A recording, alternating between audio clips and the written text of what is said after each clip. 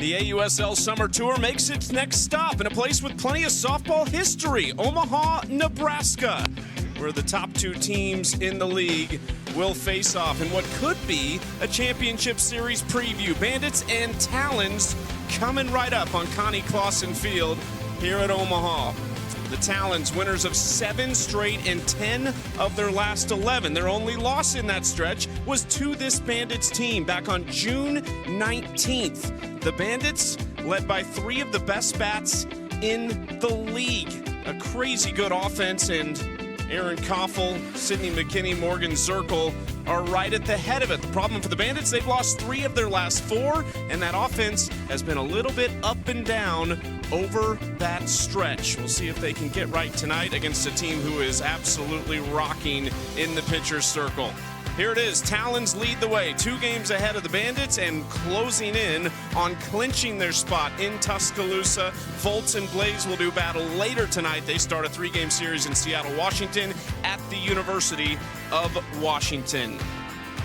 Alongside the former 2-time All-American Amanda Scarborough, I'm Chucky Kemp. Well, potential championship series preview. As I mentioned, Bandits have lost 3 of 4 after starting red hot, and the Talons look untouchable right now. Yeah, the Talons definitely are playing better entering into this game, but when you look at what we've had up to this point in this season, it's been really evenly matched. These have definitely been the top 2 teams in the league, and even when they play each other, they've been close games and back and forth. I know you love tonight's matchup. In the circle, Taylor McQuillan versus Georgina Korek. That's about as good as it gets. I love all of the matchups that we're probably going to get this weekend for this series, but Taylor McQuillan has only had 2 starts. This actually will be her 2nd start of the season. We've seen her a ton in relief, and she's looked sharp in that role, but Georgina Korek may just be the sharpest and best pitcher in the league right now. 4-0 record, just over a 1 ERA. She has not given up a run since that last loss on June 19th when they played the Bandits. 3 total earned runs given up all season by Korek, all of them in that game. Here's how the season has gone. Bandits actually lead 3-2. These are the final 3 games they'll play in the regular season. Talons' offense has been a little bit down against this Bandits pitching staff, but we'll see how it goes based on what we've seen recently from these 2 teams. Neither team has won back-to-back games in this series. The Bandits won the first one. We've alternated since that point. Here's the Bandits lineup tonight. Morgan Zirkle leads off. She also leads the AUSL in hits with 25 of them. Then it's Skylar Wallace, the star out of Florida, followed by Erin Koffel, who's been as clutch as they come, and the Talons don't want to see her much anymore after she hit that grand slam to win one of their 2 games in Wichita. Bandits finally got back to their winning ways, beating the Blaze on the final day of 6 games in 3 days in Rosemont earlier this week. But still on a stretch where they have lost 3 of 4. Didn't lose consecutive games at all in the first half of the season as Zirkle grounds it back to Korek, and there's a quick out number 1. And Georgina Korek has just looked so sharp since she came back from Japan, missed the first few games of the season, and they got her late, and she just has looked, I mean, I keep using the word sharp because I just don't know another way to put it. She has just been so good being able to place side to side with her screw and curve and mix in her changeup. A just over 1 ERA in this league is unheard of, and we'll see if she can keep that momentum into this game against the Bandits. The season ended today. Is she your pitcher of the year? Yes, undoubtedly. Incredible what she's done. Leads the AUSL in ERA, opponent batting average, has 2 complete game shutouts, both of them coming over the Volts in the last handful of games from the end of the first half of the season to the beginning of the second half. Now facing Skylar Wallace from Woodstock, Georgia. Has a hit in 13 of 15 games this year. She's reached in all but 1. That was just a couple games ago. Her and Zirkle shut out, which I would imagine hasn't happened all season. They would have combined 0 for 8. Coming back from the 2-week break, the Bandits' offense is a little quiet. Their pitchers have been giving up runs. And it's just been a different team than what we saw before the 2-week break. So we played 12 games, and then we had the 2-week break, and we'll play 12 more, and then we'll finish in the championship in Tuscaloosa. One of the things we talked about early with the Bandits was were they peaking too soon? They were playing so good right out of the gates. Clearly a team that gets along with each other. They like playing together. And now trying to get back into that fantastic form they had in the first couple weeks. Well, and the Talons were the opposite of how the Bandits came back. The Talons finished really strong in the first half, then went to that 2-week break, and we came back to Rosemont earlier this week. They were just picking up right where they left off, and what's made them so good, the Talons, is that they've just won in a lot of different ways. Sometimes it's their offense. Speaking of, Skylar Wallace will want a base hit, battling with Corick in a full count there. Sometimes it's been their pitching checking it, but the one consistent has been their defense. The best fielding percentage in the league is for the Talons, as Skylar Wallace is back on a changeup in a full count, and is able to really square it up on the right side.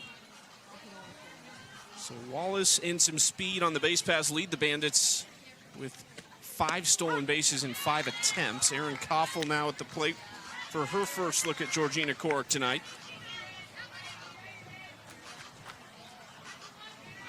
Bandits have a plus 30 run differential on the season.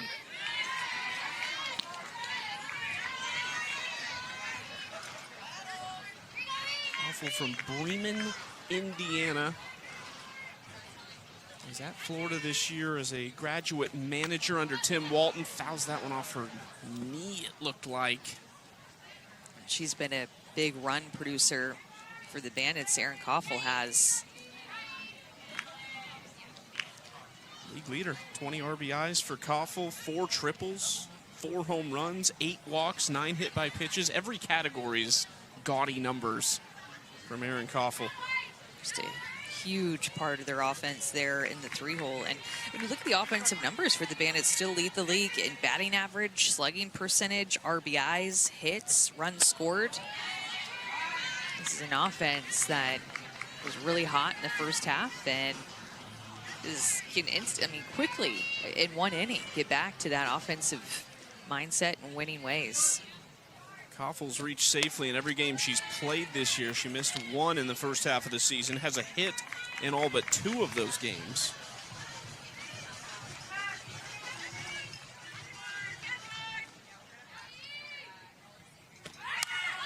Popped up. Palacios giving it a look right along the netting, and that did hit the net. Beautiful night tonight in Omaha, 78 degrees. There's a breeze from the left field foul pole across the field. See how that plays. The good part is we were just in Rosemont, so everybody's familiar with the wind right now across the street from O'Hare. And the turf field here, just like Rosemont. It's a fantastic facility. Opened in 2021. And it's been a program over the last 3 or 4 years that has absolutely belonged on a field in a facility like this. 3 straight NCAA tournaments. They've won a game in every one of their regional appearances. Nearly went to Supers 2 years ago, losing at the Columbia Regional in 7 games. Well, and that's the pitch that Georgina Corick is going to use the most. It's going to be her changeup. She's going to throw it in any count, throw it on both sides of the plate, and it's a looking strikeout to Erin Koffel, who has been the hottest hitter and has only struck out now 4 times on the season, struck out once in Rosemont, so a couple more recently, but that changeup is going to be the pitch that she uses the most at 31% of the time. Then we'll work side to side with her curve and screw, and also move the ball up with her rise ball. What she's so good at is painting corners side to side with her curve and screw, and can throw that changeup on both sides.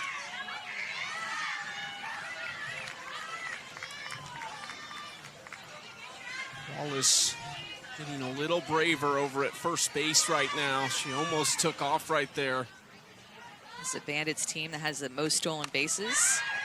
Popped up shallow left field. Long run for Flippen here. Coming on is Allchin to make the catch. 1 out base hit for Skylar Wallace, but another 0 for Georgina Corick. What's new?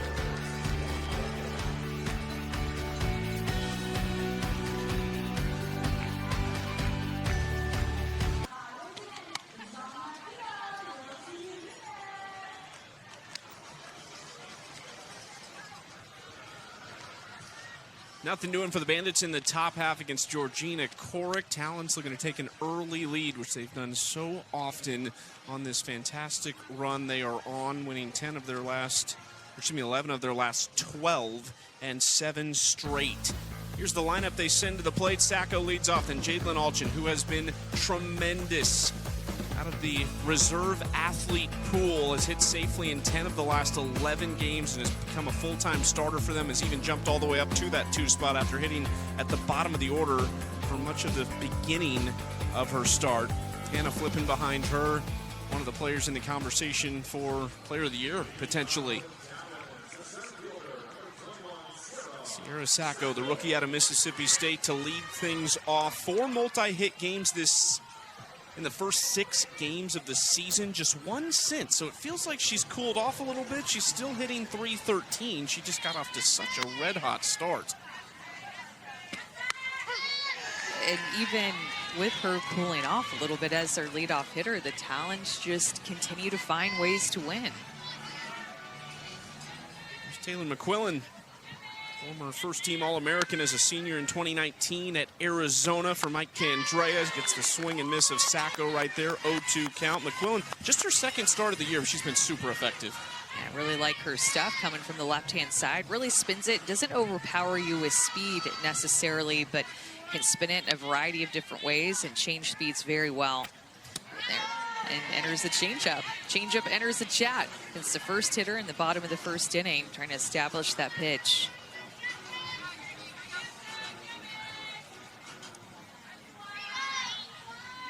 One-two from McQuillan, third most used arm on this Bandit staff, fouled straight back.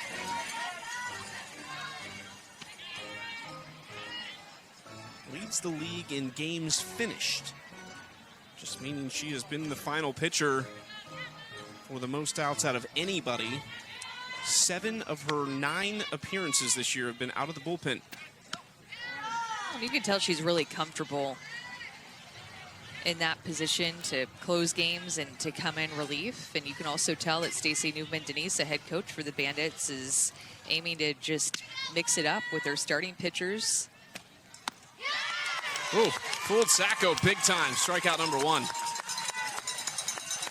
It's a beautiful changeup by Taylor McQuillan. Threw that earlier in the AB to Sacco. She didn't bite at it, so she lifts it up more through the zone and gets a swing and miss. Kind of tails away from her in that lefty-on-lefty matchup. She's going to actually use her curveball the most at 30% of the time, her rise ball 20% of the time.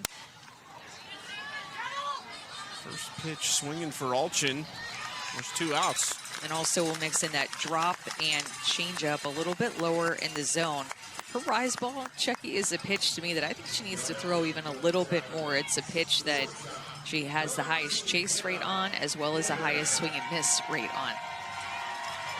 We've seen McQuillan over the last 3 summers, including this one, in what has been her best stretch as a professional player. What do you think it is that has kind of taken her game up to that next level? I think she really studied on ways to set up her pitches to make it look like different speeds and look like different spins and breaks with using what's called effective velocity, which is a really big term. So I'm just trying to keep it simple. As you said, different pitches in different locations look like different speeds, and she put in the time and effort to learn that and call pitches a little bit better for her. Have to if you want to get batters out like Hannah Flippen. She's been so good. Flippen's done a lot of her damage with runners in scoring position. She's hitting .667 in those situations. 10 of her 18 hits have come in those spots, which is a compliment for the top couple hitters in the order being on base for her often. .667 with runners in scoring position is unheard of. I mean, it's unbelievable.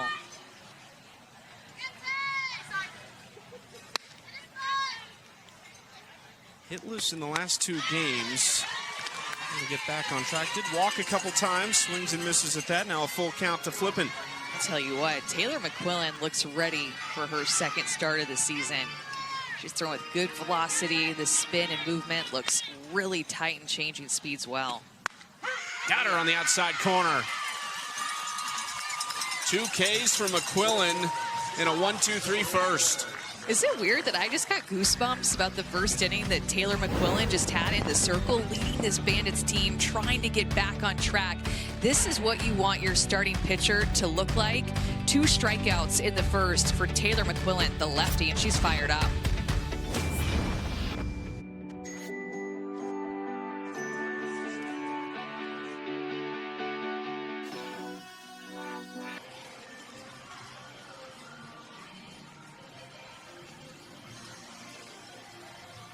Nothing doing in the first, and what we expect could be a pitcher's duel between the top two teams in the league. We are in a place with a lot of history, and with more on that, Savannah Collins. Yeah, we are surrounded by rich softball history here in Omaha. Let me take you back 56 years ago. The first ever women's collegiate softball championship was played here in this town. Here's how it came to be. So the Omaha Softball Association, with the help of Connie Claussen, brought together 9 teams who competed for that first championship. Illinois State came out on top, and Claussen was really a catalyst for women's sports, particularly at this university. She won it as the head coach in 1975, and we are playing pro softball today on Connie Claussen Field because this is the house that she built. Women's College World Series, I mean, you could say that's the tournament she built. It was a big part of that in the early stages. They won an AIAW College World Series. That's what it was called way back when. Omaha, a longtime host when they won it, and they played it here over at Dill Field. And then eventually moved to Oklahoma, as we know it now, in Oklahoma City, the Women's College World Series. Quick stop in California between that. I mean, that's just so cool. And I bet not a lot of people know that about our sport, that the College World Series started right here in Omaha. And how cool it is, too, that she's able to watch this league and these teams on the field named after her. And she just looks like a peach. She looks wonderful. The history and the games that she's seen, the growth that she has seen. How cool. Sydney McKinney leads off the inning for the Bandits here in the second. 3-2 count to her from Corick.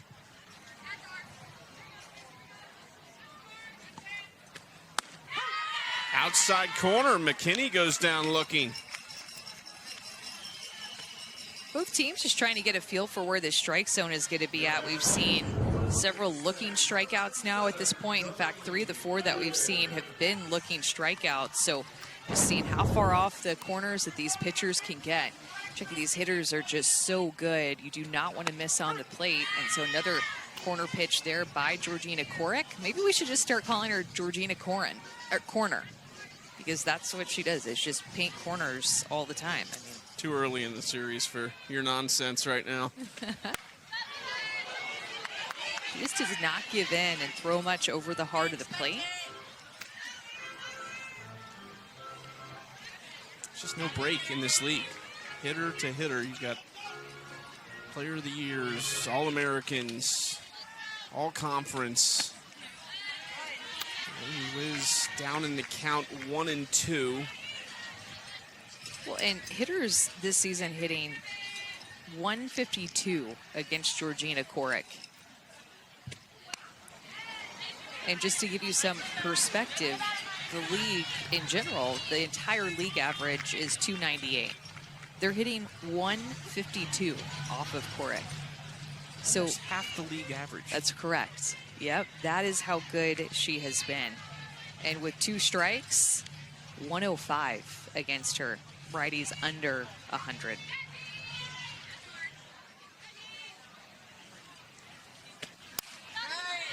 Good news for the other 3 teams is that Corick wasn't here at the beginning of the season, came late. She was over in Japan finishing her professional season there. So the Talons, who had a good start, they started 5-3.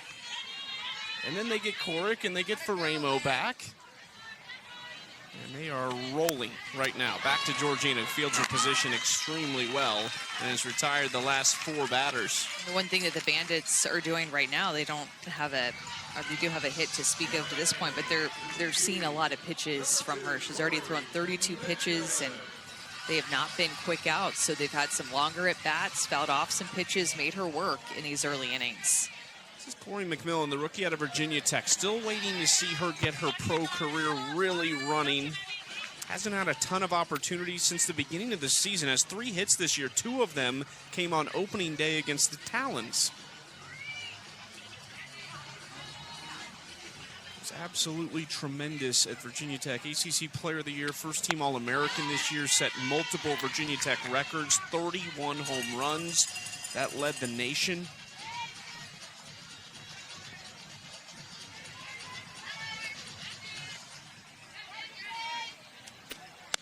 Imagine that type of power added to this lineup of already a ton of power that they're getting. And they like her too because of her being another left-handed bat in their lineup. There's some pop, more down toward the bottom.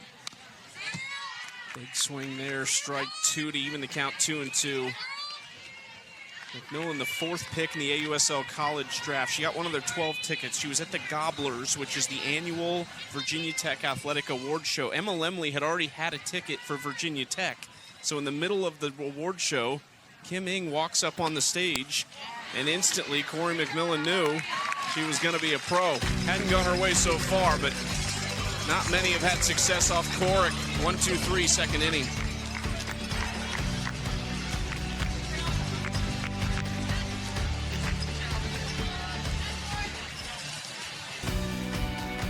The Athletes Unlimited Softball League is sponsored by Poppy. More Topps cards released this week. Megan Faramo, Aubrey Leach, and Delaney Wiz got hers for the walk-off winner that she had against the Blaze in extra innings. And those cards have been so cool. I've been following it closely. She's had a couple of walk-offs, Delaney Wiz has. That's what it says on the card. It says second walk-off hit leads Bandits to win. There's Megan Faramo. She got one as well. They've done excellent. You can see the print run after those cards are done being sold. They're available for a limited time, so once they're done, you can see how many have sold. They've been awesome to see. People just want the history. They know it's the first year of the league. I think that kind of shows you the buzz around the AUSL. We've been on it. I'm bummed that I didn't get in on it for the first set. So basically what you're saying is if people want those cards, you need to go now to get them because they're not going to be available again. That is correct. Special versions of them that if you get lucky, you can get. McQuillan, that off-speed pitch for strike 1 to Tori Vidalis. 4-5-6 here for the Talons in the second. We were talking about Tori before the game, and it feels kind of like she's been quiet, but just a hit in 11 of 14 games. Enters the weekend fresh off her 3rd multi-hit game. Drove in a couple runs in their last win over the Volts this week. We just haven't seen that same power. She's only got the 1 home run, and it came in her first at-bat of the year against this team.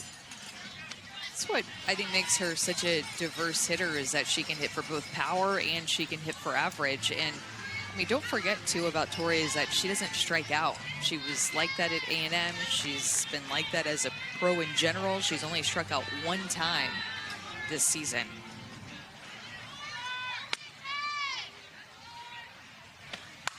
There it is. There's some power from Vidalis. Off the wall. Tori headed for second. Got to dig it out. And safe at second base.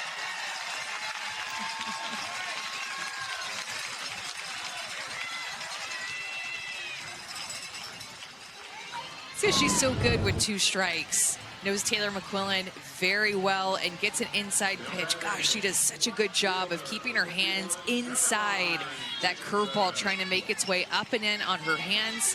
A well-hit ball to left center, and she legs it out, slides inside the field to avoid the tag from Koffel. And that was tight at second base, and it got out to left center so quickly, and the Bandits got it in so fast that it made that play at second base tighter than you thought it was going to be off of her bat. Ooh. Just came off for a second, and the tag wasn't on her. That was fun, though, right? Like, Tori hauled you-know-what getting out of the box and then got herself to second base, saw that ball in the gap, peeking 2 all the way. Oh, did it get her? Oh, it might have gotten her hand while she was off the bag, but athleticism to try to avoid that tag or get the appearance of it. Bunt laid down by Jacobson. That works to get Tori into scoring position. Great execution.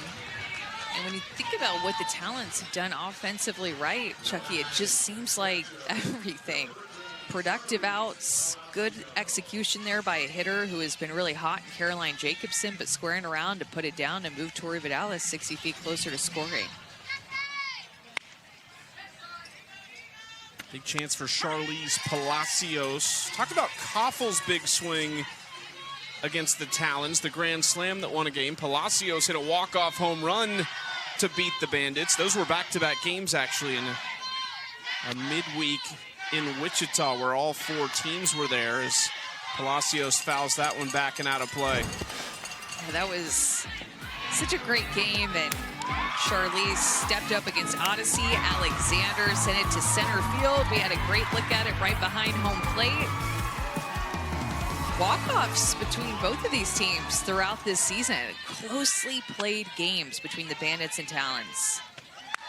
That game was done and dusted, too, and it was Palacios who hit the winner, but it was actually someone out of the reserve athlete pool who's no longer with the Talons who kept them in it with a 2-run home run. Allie Shipman-Trout with one of her first hits, might have been her first hit, and then homered the very next day. Palacios into right center, and the sacrifice bunt worked to set up the sacrifice fly to score the first run.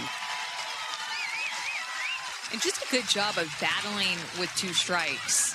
Tori's double was with 2 strikes, and now the sac fly by Shar was with 2 strikes too. Just being able to battle, execute, and make the most of these at-bats. Sitting back on a changeup enough to send it the other way, lift it to the outfield deep enough to be able to score Tori, who got herself to second, sacked over to third, and then sac fly home. Talons 10-1 when scoring first this season. The one was to the Bandits, because all 3 losses they have this year are to the Bandits.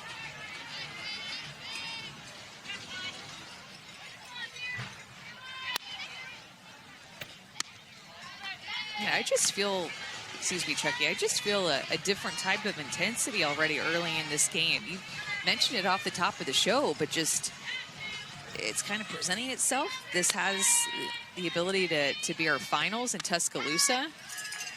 2 best teams who finish the top 2 spots in the league will play in Tuscaloosa, best 2 of 3 series. And I just feel like it already has that extra juice in this matchup.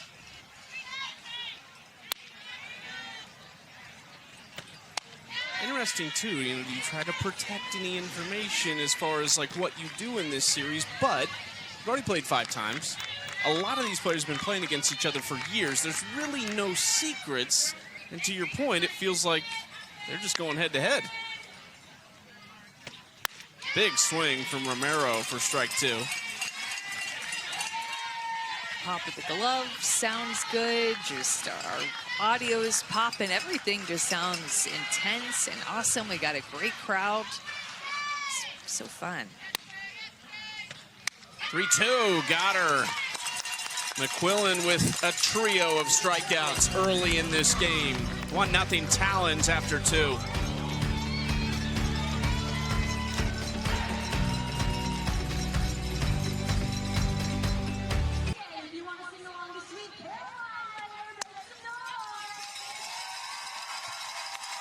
Nothing. Talons over the Bandits, going to the top of the 3rd. Charlize Palacios bringing in Tori Vidalis on a sacrifice fly. Some quality softball from that Talons offense to produce that run in the 2nd inning. Back out there, Georgina Corrick in the circle, and out in right field, Caroline Jacobson from Tallahassee, Florida. Played her college ball first at Duke for 4 years, finished at Clemson with 1 season, now in her 3rd year as a pro. She joins us live in the field. Caroline, 3rd-year pro, having a tremendous season. What is clicking for you right now? What do you feel like on the field? You know, honestly, I think so much of it just has to do with finding a little bit of confidence. Honestly, I feel like stuff's not that different from previous years to this year, but I don't know, I felt a lot more settled kind of at the beginning of the season, and I think just hit by hit and inning by inning, you kind of find a little bit of confidence, and I think it's gone a long way. Iacopo leading off the inning against Georgina Corrick, 1-1 count. Caroline, how did you get started in softball? Like, why did you start playing? So I have 2 older brothers. I'm the youngest. The oldest one's 7 years older than me. So pretty much as a kid, I was always at the baseball field at their games and always playing t-ball in the backyard with them and my dad. So it kind of was just natural. You know, I feel like I didn't really even consider other sports as my main sport ever. It was pretty much just softball all the way. 1-2 count to Iacopa. I have to ask you, for somebody who's playing with Georgina Korick right now, watching her in the circle, like what stands out to you behind her in the field? I think it's just her presence. I think that's something that's so cool about our pitching staff is it's pretty diverse. We have people like Georgina and Raylan and Mariah that are so calm and composed, and it's like you never know what they're thinking, which can be a good thing, you know. They just never look phased. Then you have people like Montana and Megan who are so fiery, but it's so fun to play behind each of them for different reasons. There's another strikeout, number 3 for Korick on the day to get down to the 9-hole Bella Dayton. Caroline, you talked about how you look back at your time at Duke with Duke softball, and it just blows you away to think about how you committed to Duke before a softball field was even built. Is there a newer program in Division I? Yeah, Jax. Why did you give Duke a chance? And how cool is it to be a part of like the first season of AUSL and then also something new with a new Duke program? I lost you there a little bit, but I think I got the gist of that. I mean, I think Duke is the kind of school that, how do you turn it down? In my opinion, it's kind of the best of both worlds in terms of academics and athletics, and it's the kind of thing that I was looking forward to in going to play in college. And just with somebody like Marissa Young at the helm and kind of just knowing the vision that she had in mind, it was kind of a no-brainer. I would have felt ridiculous turning that opportunity down, but I do feel like there's a lot of similarities between starting a program in college and kind of being a part of this. And I remember one of my old teammates had made the comment of, we're planting seeds for trees we may never see the shade of. And I feel like that's kind of been something that people in professional softball have long been doing. And this, what we're seeing right now, is a little bit of that shade, and I felt like I got a little bit of that at Duke as well. Okay, that was an incredible answer. I love that phrase and everything, but it's 2 strikes, 2 outs, and we'll see what happens with this next pitch before I ask the question. Yes, Zach, you're there. Okay, next time I'll ask you. It's a little tease. Thanks, Caroline. Thank you, guys. Caroline Jacobson live in the field, having a fantastic season. Her pitcher, Georgina Korick. Ooh, what a start.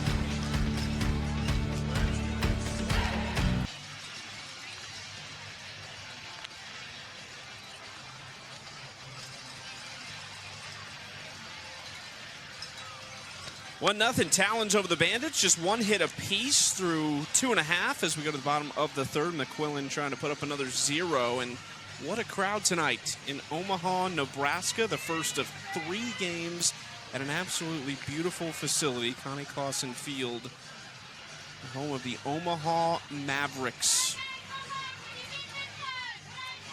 We don't go anywhere without a crowd.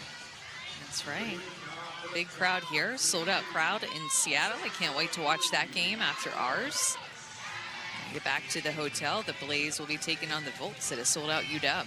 Big series on both sides. The Talons, from a numbers standpoint, could clinch a spot in the championship series based on results this weekend. That's why it's important for the Volts to keep winning quickly. Realistically, the Volts at this point probably are Talons fans. You might as well just run away with it, give us a chance at the Bandits. Very true. Same goes for the Blaze. It's upstairs, ball 1 to Bree Ellis, who hit that first pitch a long way foul. Bree's last hit was June 15th. It was a home run, her first career home run on Father's Day. 0 for 18 with a couple walks in the last 7 games. She is tied for the team lead in walks, so you still see the respect that these professional pitchers have for Bree Ellis, despite her average suffering a little bit at 143. 2-1. Yeah, her power will continue to be respected from the season that she just came off of that ended in the end of May. And everybody is aware of that season and how she can take multiple different kinds of pitches, up, down, in, out, and send it out of the ballpark quickly. And she's just looking to find that one swing where she gets on time and connects again. And you don't want to be the pitcher that gives her that pitch that allows her to get back into that groove again. So you're going to pitch her tough, and you want her to stay feeling not so great about herself in the box. Another 3-2. And got her on the outside corner. Strikeout number 4 for McQuillan.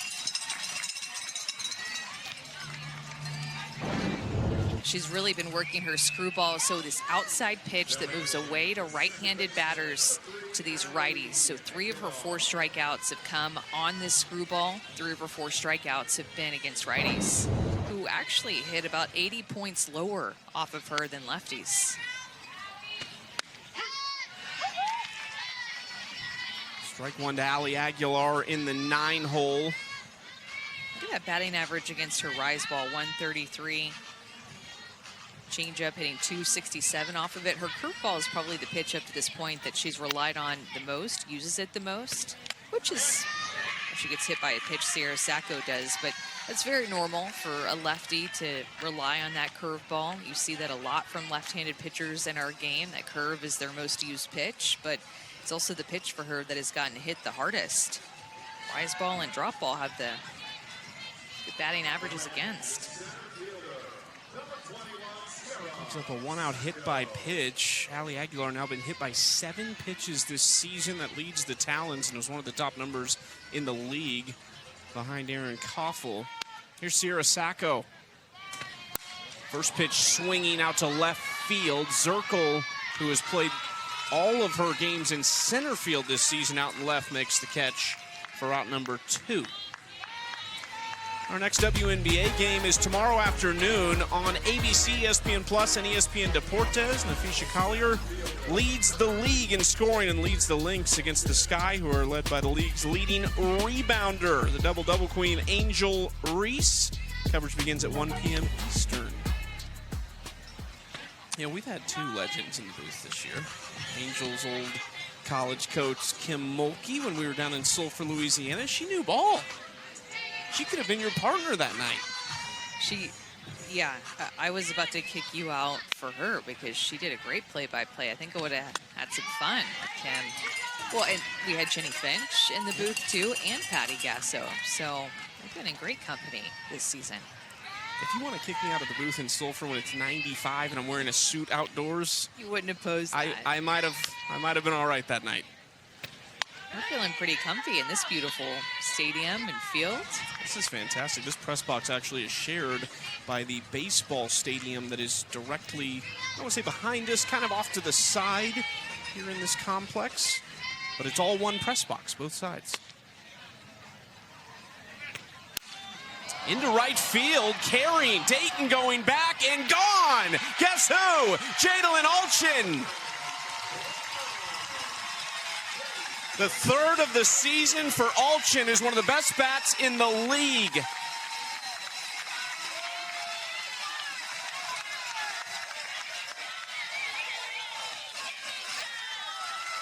And the Talons this season have had that 2 outs, so what mentality. They've been very productive with 2 outs in an inning, just like here. Hitters count. Allchin on time with that changeup. Taylor McQuillan thinking, all right, I'm going to pull out my changeup in this hitter's count. It's going to get her and get me back into this count. And instead, Allchin gets it and just rips it out of here over the right field fence. Jadalyn Allchin with this newfound power, and that is her 3rd home run this season. This is her 11th straight start. She wasn't drafted, wasn't on a roster to start the season, or excuse me, before the season. She was out of the reserve athlete pool and filling in for Maya Brady, who's been on the injured reserve list for the season. She's been excellent, though. Now she's in the 2-hole. That's been one of our topics of conversation recently is, what do you do if Maya Brady were to return with Jadlyn Allchin, excuse me. It's a bit of a pickle with how she's performed.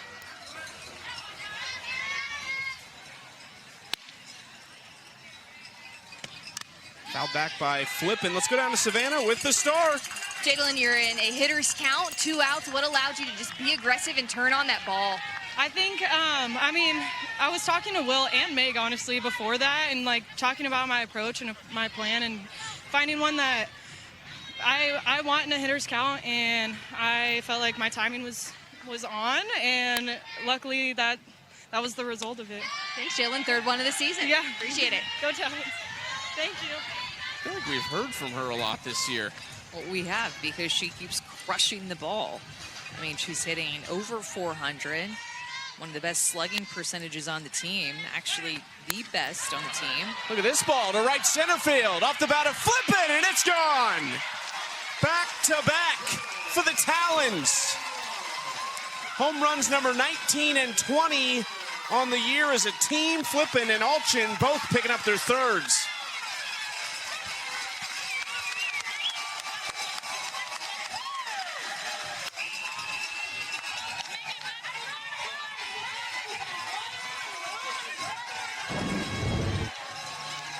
More 2-out scoring for the Talons this time on maybe a drop on the outside corner, just did not get down enough. But with the way that she finished that pitch, it looked like she was coming over the top of it, and Hannah Flippen just stays on it and drives it the opposite way. And Jadlyn Allchin, who just hit a home run before that, watches it go out of the park and is loving seeing it off of the bat of Hannah Flippen as the Talons go back-to-back with 2 outs. And that is crushing. Another 2-out hit, too, for the Talons. Hannah Flippen has 17 RBIs on the season. That's the first time she's done it without runners in scoring position. 8th time they've hit multiple home runs in a game this year.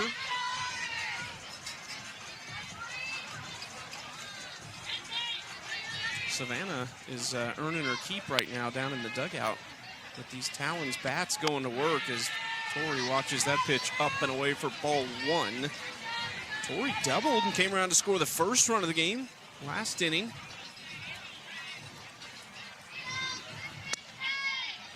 Former Team Mexico teammates at the 2020 Olympics. Let's go down to Savannah. All right, Hannah, you were rounding second. You pointed to somebody. Who was it? Yeah, it's the whole Ram fam that's here. All my family members, so many family members are here in Omaha. I gave them the strikeout in the 1st inning, so I had to pay them back a little. Back to back, how do you build off of that? Do you take Jadlyn's AB into yours? How did that work out? Yeah, totally. And I feel like I had a good first at-bat, saw a lot of pitches. Even in that at-bat, I was like, the only thing left is the changeup, and that's what I got, and I hit it hard. All right, plan comes to fruition. Thanks, Hannah. Go Talons. I love that. Just kind of eliminating the pitches. Oh, all that's left is the changeup, and has it and hits it over the wall. 2-2 to Vidalis now.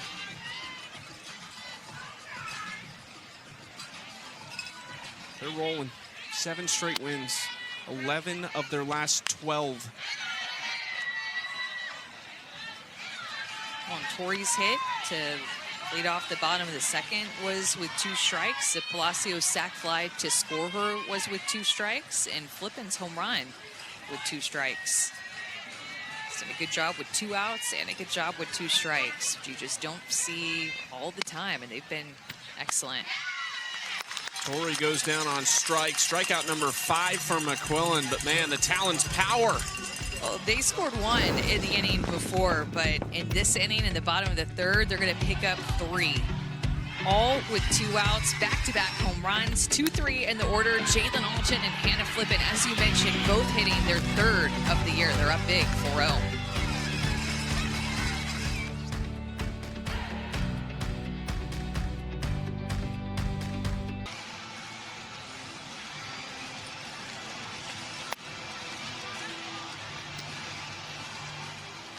4-0 Talons lead the Bandits. 2 home runs in the inning with 2 outs to build this 4-run lead for Georgina Korek, who has been lights out recently.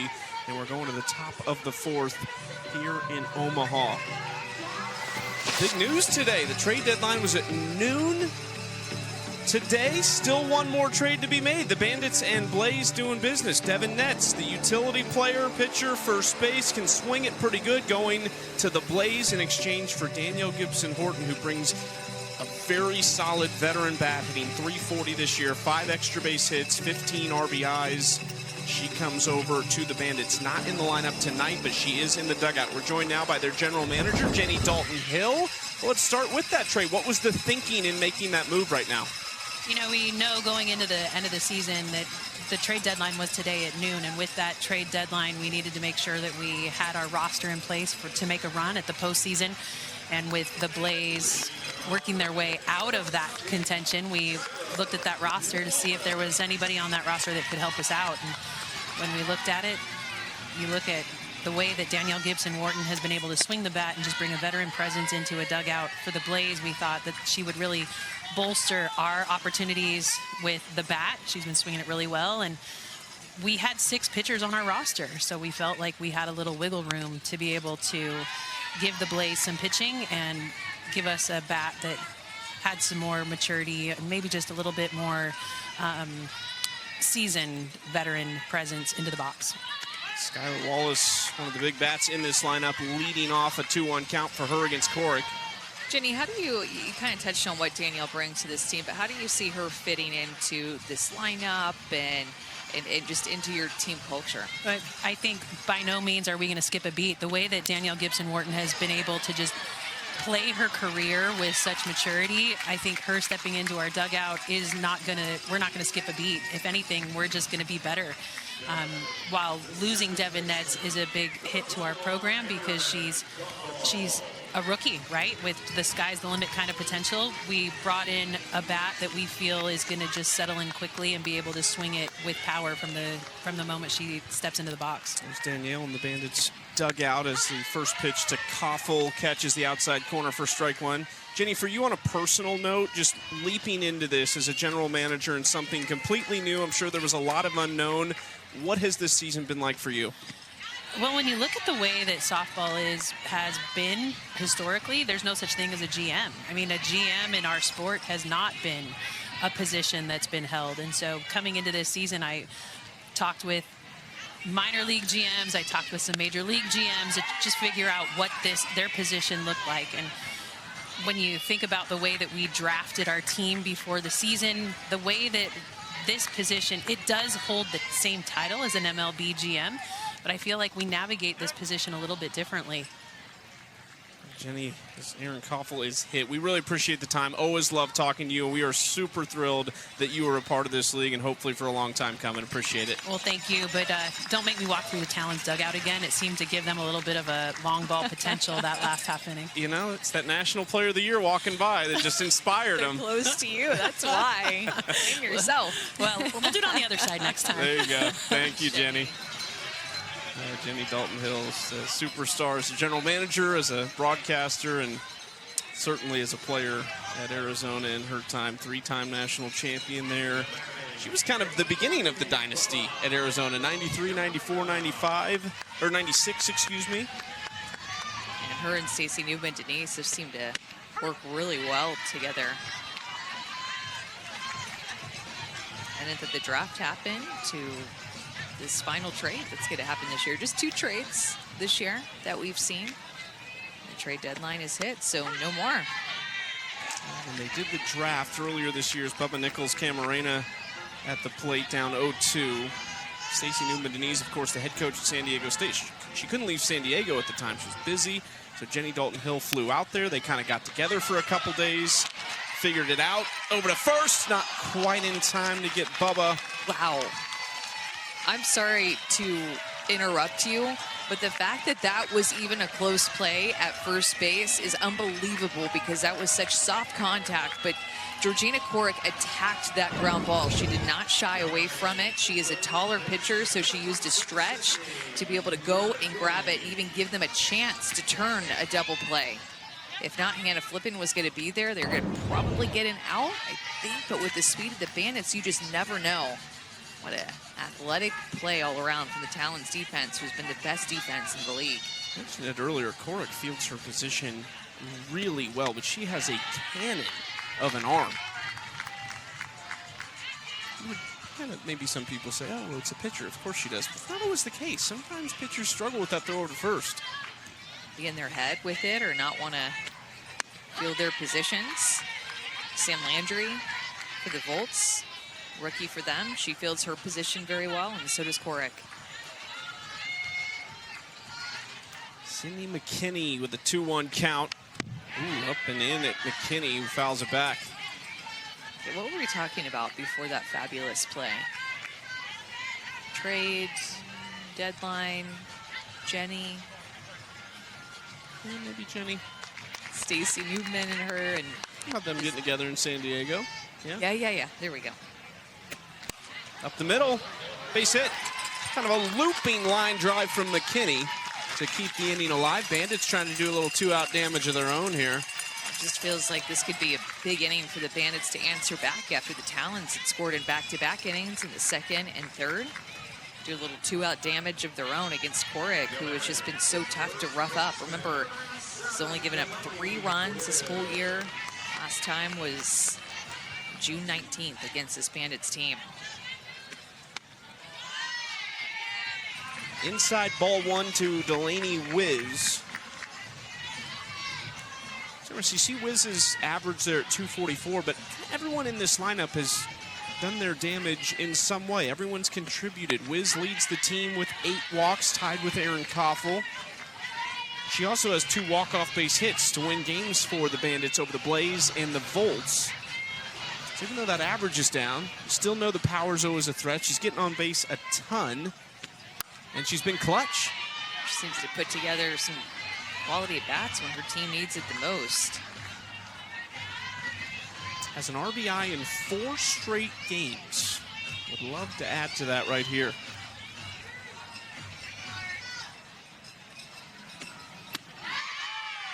Got deeper into her stance this season, more into her legs, and has simplified her stride, which she felt like it's just helped her see the ball a little bit better and overall just keep her swing simple. Off the end of the bat, Romero steps on third, an easy one. Korek 4 scoreless. Georgina Korek is untouchable right now.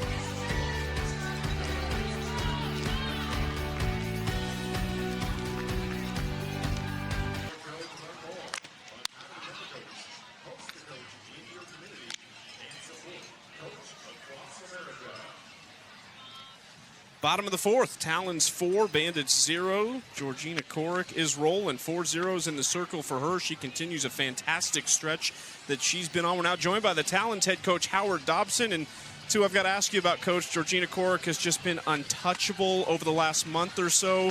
What is it that she's added since returning from Japan? Oh, just her leadership. You know, I mean, she's a competitor in the circle. I mean, she just goes at it pitch by pitch, and she just tries to be the best production she can be on every pitch. And if you ask her, I don't think she thinks she's thrown her best game yet. So it kind of scares me if she does throw her best game, what's it going to look like? Coach, how would you describe your offense? They're gritty, man. They grind it out. They grind at bats. They learn from each other. They learn from bat to a bat to a bat. And they really thrive on not getting out the same way twice. So you'll see them. Second time through the order, you'll see they'll make some adjustments. They'll talk about what they're seeing, and they're just straight up. They're professional hitters. They go in and they grind out every at bats they can. Appreciate it, Coach. Good luck. Thank you. Go Talons. Howard Dobson said it the other day. It looks like he's enjoying himself. Like he feels at ease. This team is working so well together, and you've been around the pros, you've been around the college athletes. There's just a different vibe, right? Like you have to approach it a little differently with the pros versus the college kids. Yeah, and I think that he just really gets it. And you can tell that he gets it and has a way of talking about hitting with them that they all bought into early. And you can tell that this team culture is very strong with him at the helm and a lot of veteran leadership that they have all throughout this team. And with that nice little blend of the newer ones, or maybe even if they're not rookies. Jacobson, center field. Bubba back. Jacobson, gone. Second of the season for Caroline Jacobson. She has been raking since opening day.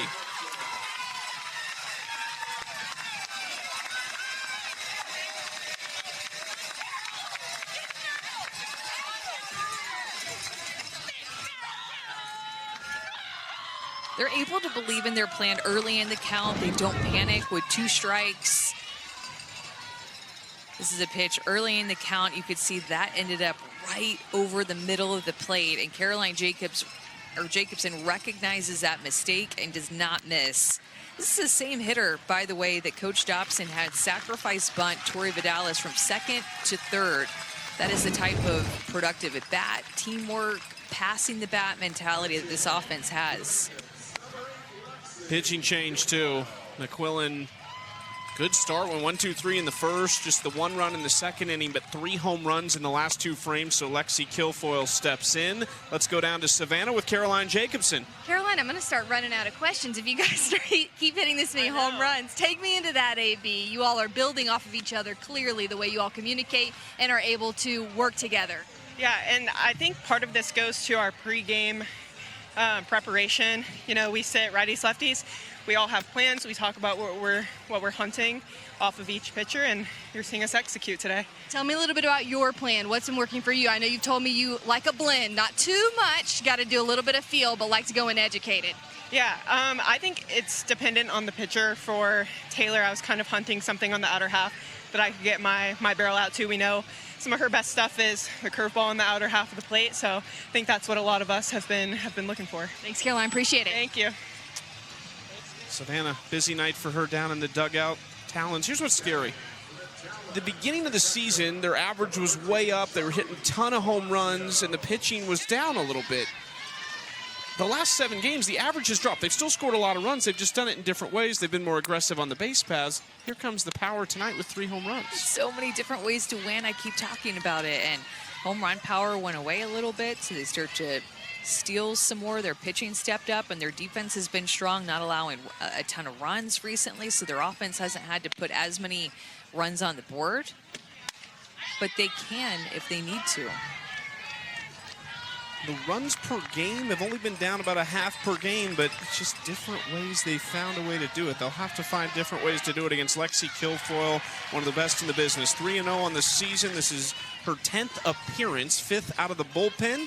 I've seen her in a different role these last couple series. In Game 1, more of a relief role, and she is slated to be the Game 3 starter again as Palacios singles the first batter to see Kilfoyle.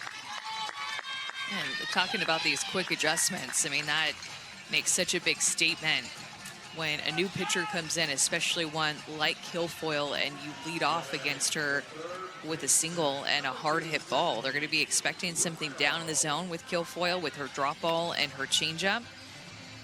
She does a great job of changing speeds, and Stacey Newman-Denise actually is going to come out and talk to her. They're kind of looking down at the ground in the landing area whenever Kilfoyle strides out. That looks like the area that she's kind of concerned with or motioning to. I'm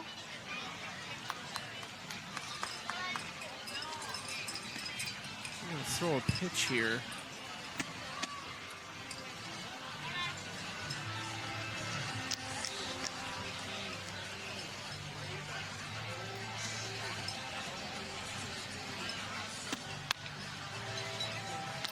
It looked to me like she was motioning something with where she strides out to, so more at the top of the circle after she takes that stride out and lands.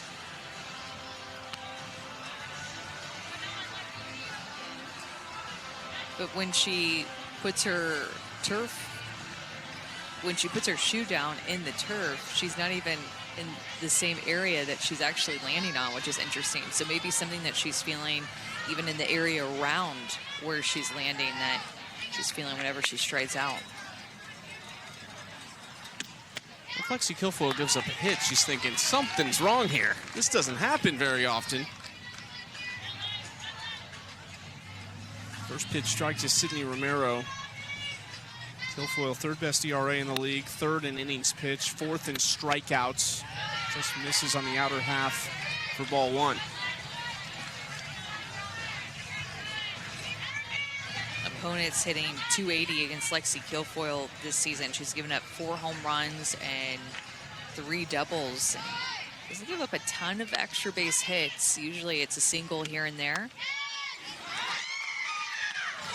against the Talons. This is her 5th appearance. In the first 4 appearances against the Talons, 13 innings. She's given up 13 hits, only 2 extra base hits, though, to your point, and 2 runs. So she's been excellent against this dangerous offense.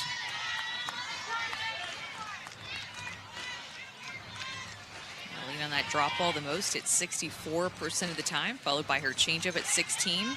And that curve that she throws is actually like a 3rd speed. So she'll throw it just 12% of the time, but that gives a different look, a different speed out of her hand to these hitters to try to keep them off balance and off time.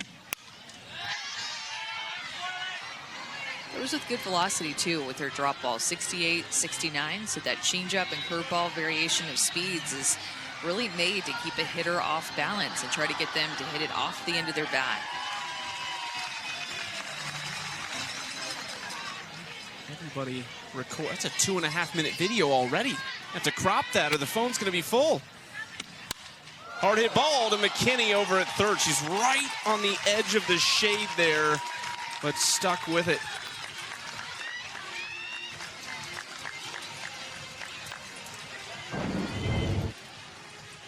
Like she kind of lost it because you're absolutely right. She's right there on the border of the sun and the shade and still was able to get that important out. Hard hit ball by Sydney Romero, and that fan, I think, just recorded every single second of Sydney's at bat. And Kilfoyle figuring out the turf situation. Oh, right. Right. Gotta make New sure video for Bri Ellis, though. Bri Ellis gets her own clip. I wonder if she knows she can go back and watch this on the ESPN app a little bit later.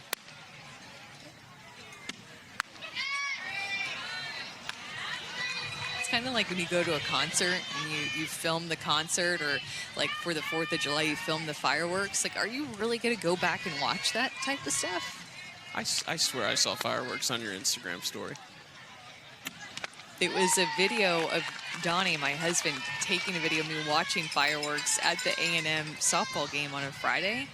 And my whole purpose of that post was making fun of people that record fireworks. And it's like, hey, don't be like me like I've done in the past few years. Like, this is pointless space taken up on your phone here. We all do it. We've all taken all these videos of fireworks and just random things that we never go back to watch.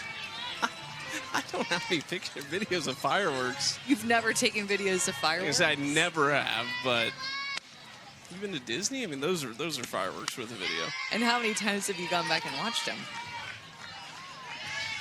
Showed them to people. We've already established you have more videos on your phone of fireworks. 2-2 count to Bri Ellis.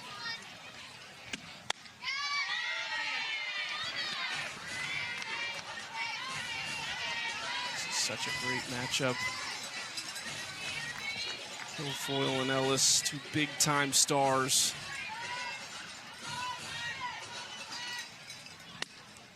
Three-2 pitch. Inside, Bri fights it off. Just looking for that swing where she just connects and she's on time. And I feel like her best contact that we've seen from Bri Ellis has been for balls pulled toward the left side. Just find a way to keep these pitches fair when she's thrown inside. Pitch number 8 from Kilfoyle. That'll get out of play. Good job getting rid of that. Not easy to do when you're just in swing mode and a full count. Swing mode with 2 strikes, trying to protect anything close. Sometimes you can just be guessing a little bit, but she was out in front of that, but did a good job getting rid of it to get this next pitch. And you have to go up to the plate thinking, this could be the at-bat, this could be the pitch that gets me back on the horse in the box.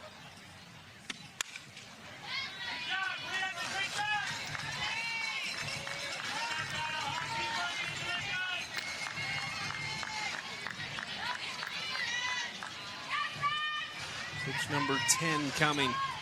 Hitting is just so hard. It's so hard. People make it look easy, but it's hard. And Kilfoyle misses. Bri Ellis with her 9th walk of the season. That on-base percentage over 350. Coming up tonight at 9 Eastern on ESPN, it's NBA 2K26 Summer League. The Wizards facing the Suns. Then at 11 Eastern on ESPN2, the Trailblazers taking on the Warriors. I think it was last night, one of like the most hyped up Summer League games ever. Cooper Flagg and Bronny James matching up. Here for it. It was one of the most expensive tickets to a Summer League game ever as well, I think. Victoria Hayward running it first. I definitely missed that last night. I figured you did. There was actually a rerun of the Texas Tech championship finals on that I was watching last night. By the way, by Aguilar in the first pitch for strike one. Was it the real broadcast or was it the 7 innings live version? It was the real yourself? broadcast, Okay. which I hadn't actually gotten to see, so that's another reason that I was tuning in, because I was doing something else. But Texas won. I didn't spoil it for you if you didn't see the end. Texas Tech won the game I was watching. Ooh.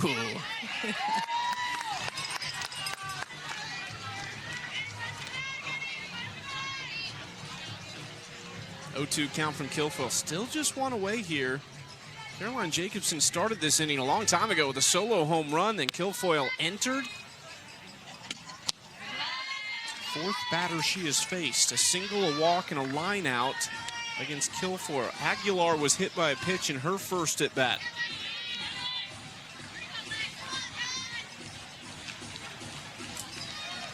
Alley down 1-2. And watches that for strike 3. It's a much needed out for Kilfoyle.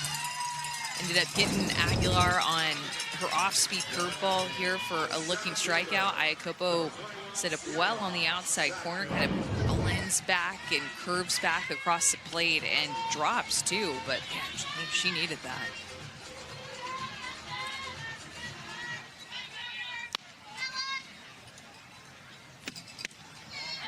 Top of the order, Sierra Sacco, who's 0 for 2, watches ball 1. Let me ask you a hypothetical here on the Bandits pitching staff. Let's say they are in the championship series. Assuming Lexi Kilfoyle is your game 1 starter, who's your game 2 starter? I'd probably go with McQuillan at least one time through the order. And then have a plan, because you see how effective she was that first time through. So McQuillan and then kind of pitch by committee, and then probably if you go game 3, bring Kilfoyle back out for game 3. I was wondering if you'd say Emily Kennedy.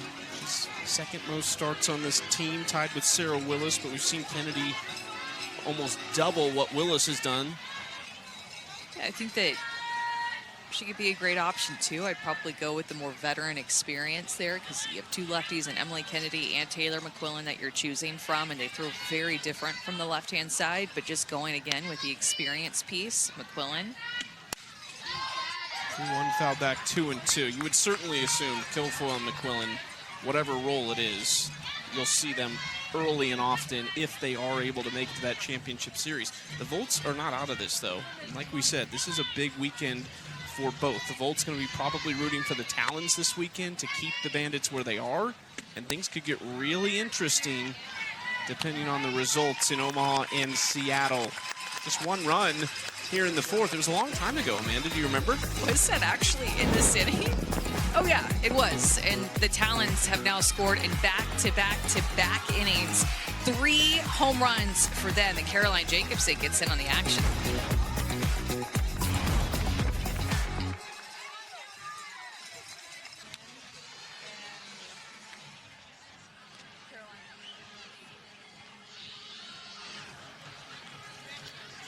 Five-0 Talons over the Bandits in a battle of the league's top 2 teams. The Talons trying to make it 12 of their last 13 and 8 straight. Some fans enjoying some popcorn at the ballpark. ESPN and the AUSL announced the launch of the Ultimate Softball Snack Down, a competition to crown the first ever official snack of AUSL. Fans can vote now through July 17th. Via at ESPNW and at Sister Snacking social media to crown their favorite snack, which will be announced Thursday, July 24th. And if you go to their Instagram page, you can see examples of all of the snacks. I followed them today, and oh my gosh, they just look so good. There's a key lime one that looks delicious, the strawberry shortcake one that looks really good. I'm a chocolate girl, and I actually think that the non-chocolate ones are calling my name more than the chocolate. She is begging for chocolate in the stands right now. Oh, no, no chocolate. I just heard her. Aw. Victoria Hayward out in right field in place of Caroline Jacobson. Seen that swap a little bit more often. Well, those do look good. She's showing me the snacks right now in the booth. Just wondering when we're going to get to try. Maybe in Tuscaloosa. I'm still holding out hope. Did you finish your breakfast from Wednesday yet? It's all done.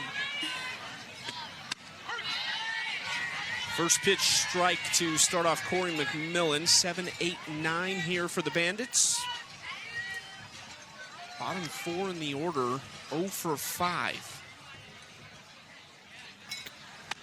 Big cut from McMillan there. She was looking for her first professional home run with a swing like that, but down 0-2.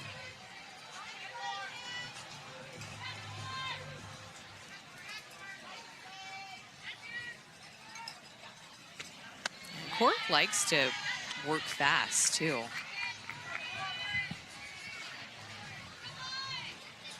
It's been big to get her back and Megan Framo, who gave up quite a few runs when she first came back from Japan. Framo did, but has settled in nicely. Her and Corrick are going to be tough. Montana Fouts for the Talons, still on the IL. Raylan Chafin has pitched well for them. Framo gave up multiple earned runs in each of her first 5 outings. But in her last 4, she's thrown 18 1/3, just 4 earned and 19 strikeouts. Compare that with Corrick, what she's done over the last 4 or 5 outings. Hadn't given up an earned run since June 19th, and all 3 that she's given up this season were on that date. So no earned runs in the last 21 innings pitched. And Megan Framo, the probable starter for tomorrow's game 2, and Raylan Chafin for game 3. Off the handle, Flippen fighting the sun, wouldn't have had it anyway. Just looped over the shortstop's head for a leadoff base hit for McMillan, her 4th as a pro. We showed you how the Talons' offense has changed in the first 8 versus the last 7 on this win streak. The pitching has just exploded. Incredible what they've done. A 6.29 ERA in the first 8 games. A 1.60 and falling in the last 7 games. It's so hard to do with great hitters like we're seeing. I mean, ERAs in this league are fairly high because the hitters are so good. Like the team ERAs are so high. That opponent batting average from 326 in the first 8 games to just 199. 199, the league average, you said it's close to 300. Yeah, the Volts have the best ERA in the league at 3.44. The only team to have a sub-4 ERA as a team are the Volts. So for the last 7 games to be 1.6 is incredible. Newest Bandit, Danielle Gibson Horton, with her first AB on her new club and into a fielder's choice there. She'll take McMillan's part over at first. Let's go down to Savannah with more on Georgina Corrick. Do you guys remember those toys you would play with as a kid where you'd hold them up to the light, you'd look through them and turn them, and what you were looking at would change? A kaleidoscope. So Georgina Corrick created this metaphor for me. That's how she looks at pitching. You have the same things, the same pitches in your arsenal, but as you shift them into new perspectives, that's how you create openings. You make things happen that hitters didn't see coming. That, to her, is the epitome of a great battery. That's when the outs start to feel easy. You're cruising through innings. So Amanda, if you were looking through the kaleidoscope of Georgina Corrick's pitching, what is getting sharper, better, tougher to face? Well, we talked to her before the game, and she gave a ton of credit to her catcher, Charlize Palacios, for continuing to mix things, not getting predictable, and just really enjoying working with her. And then secondly, Off the glove of Aguilar into right field. Set up first and third.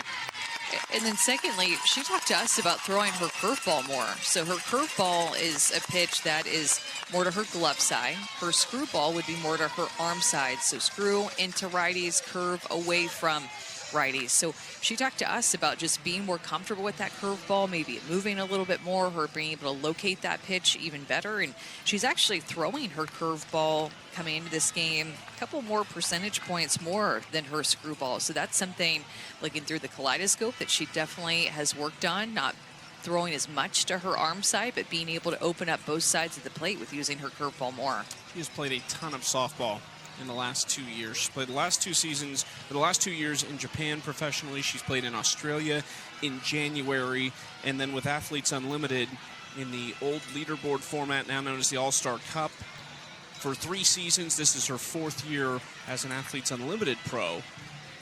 Asked her what her calendar year looked like. How much softball did she play? She said, well, in January, I play in Australia. February, she comes back home, does some broadcasting on her alma mater USF's games in their non-conference slate. March through June, she's in Japan. June through August, she's playing Athletes Unlimited. And then September on, it's Great Britain and Japan. That is a lot of softball, and she said not enough. When I asked her, how much have you played, she said not enough. She loves it. The last swing went down as a single, and finally Corrick has given up a run. Zirkle around first into second with a double, and the Bandits are in business with just 1 out.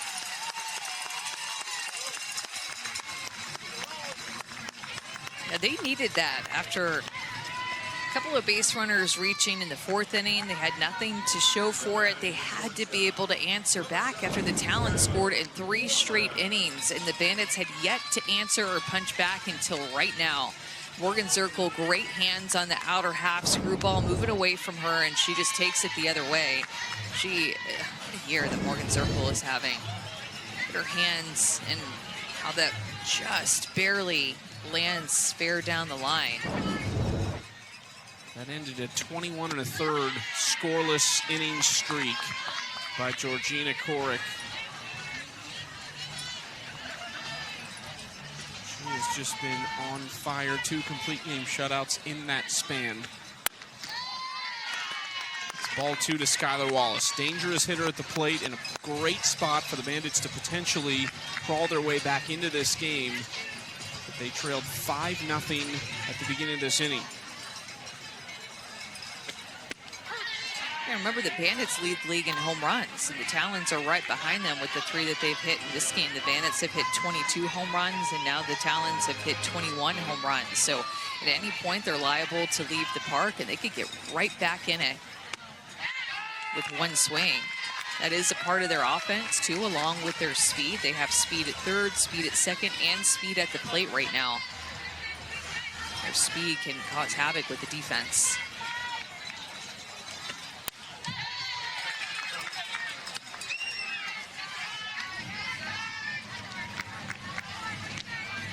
In Zirkle with more of it at the plate in Wallace. Plenty of pop, plenty of speed here. The clutch Aaron Koffel standing on deck. Another 3-2 from Corrick. Outside, and the base is loaded. Does this sound familiar? Aaron Koffel at the plate in a bases loaded situation against the Talons. Saw this a couple weeks ago. And Koffel hit a grand slam that won the game. This time it would only tie it. They'll take it. Well, I feel like the Talons have just been on cruise control in a good way. I mean, just smooth, calm, everything going their way. And the Bandits have to do something to get the Talons off of this cruise control feeling. Already did a little bit with Morgan Zirkle's hit to get on the board, but in this situation, you need and want more to get back into this game with where we're at. Koffel hitting .500 with runners in scoring position this season in a hitter's count 2-0. 3-0, and Corrick is going to have to bring it to her. She's only walked 10 people all season and over 20 innings pitched.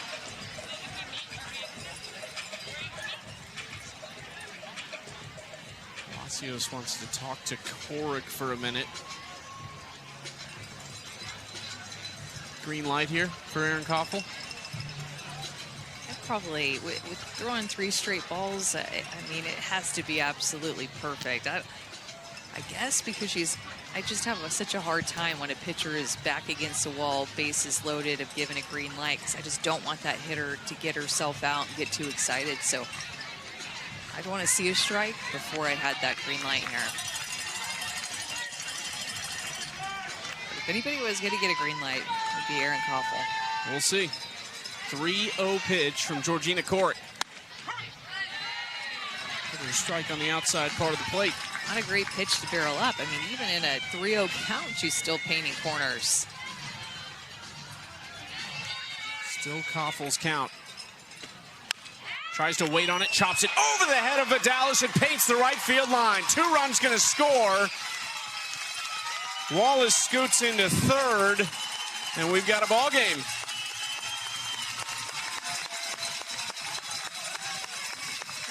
Definitely not the prettiest hit that Aaron Koffel has had this entire season, but it's going to work. Change up that she just takes the other way, runner at third base, trying to use the right side of the field and gets it out of the reach of Tori Vidalis. Playing on this turf, it got a bigger hop out of the reach of her, right down the right field line. And now in this inning, the Bandits have used the left field line and the right field line. Into right center field, carrying, gone! Bubba Nickles-Camarena! The Bandits flip the script, and they lead it 6-5. Bubba's 4th of the year.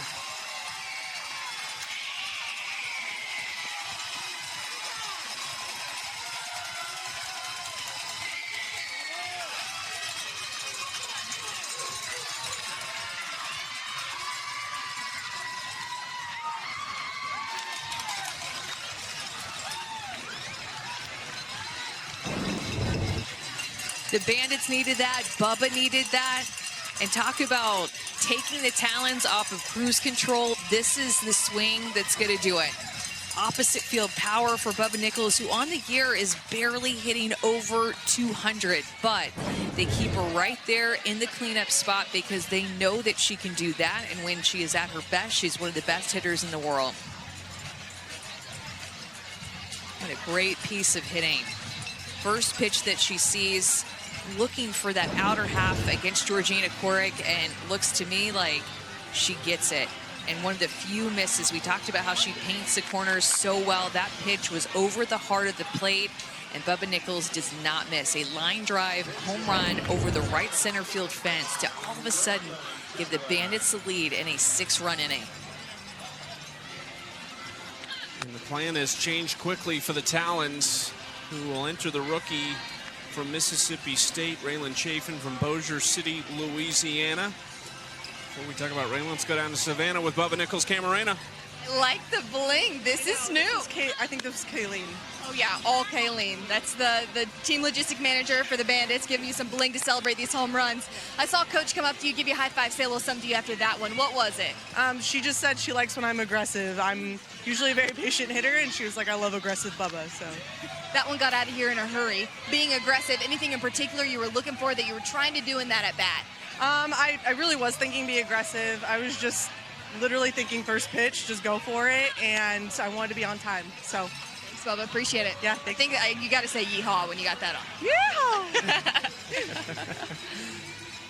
Stacey Newman-Denise said Bubba Nickles-Camarena just glue. Came into the team, fit in perfectly when she got there late from the Women's College World Series, and not many have touched Georgina Corrick. That's just the 2nd home run she has given up this season. Corrick has been one of the best pitchers in the league. First 4 innings, 2 for 14. This 5th inning, though, the Bandits have exploded for 6 runs, a home run, a double, 5 for 6 at the plate.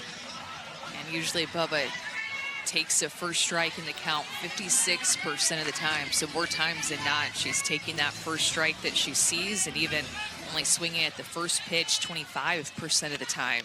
We'll see if that changes as the season goes on. As Stacy Newman-Denise says, hey, look at this. When you swing first pitch, this is what happens. Raylan Chafin has been excellent in her rookie year. 9 of her 12 earned runs came in just 2 games this year, back-to-back against the Blaze and the Bandits. But in her 3 outings since, 3 starts, 12 innings pitched, 3 earned runs. Yeah, got to come with a beautiful changeup and also a curveball that she likes to throw a lot. Talons pitching has been so good. I'm glad we talked about that graphic when we did, because they've just not had to make a lot of pitching changes with their back against the wall and a team getting on their pitchers like this as of late. So Raylan Chafin was a projected starter for Game 3. We'll see if they still end up starting her for Game 3, but bring her in here to Game 1.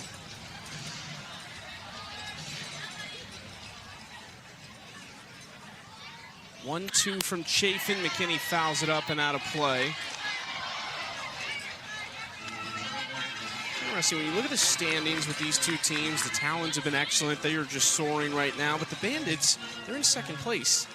You just get the feeling they need a win like this. They're coming off a win to snap a 3-game losing streak against the Blaze, but they almost let that slip away as McKinney is aboard with an infield single. They won it in 8 innings. This is one you feel like could get the Bandits maybe back on track. And make it really interesting at the top 2, because it would potentially pull them within 1 game of first place. Yeah, and I always like to think about how an inning like this started, and you got to give Corey McMillan, the rookie, a lot of credit, because she got this inning going on a full count. 2 strikes and just got jammed, but still made something out of it, and then it's been rolling ever since.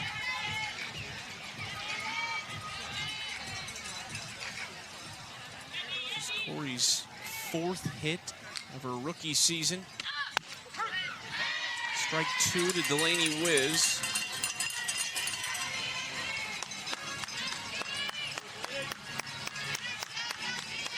Delaney 0 for 2, a ground out and a fielder's choice that she reached on back in the 4th inning. Chafin looking for the second out of a long top of the 5th. Sydney McKinney was running on that pitch. And this is, again, we talked about the Bandits have that speed. They have that power, too. So they can run in any given situation, put pressure on a defense, put pressure on Palacios, the catcher for the Talons, to make a good throw to second, too, and a good tag. Wiz in an 0-2 count to left. Allchin makes the play, 2 outs.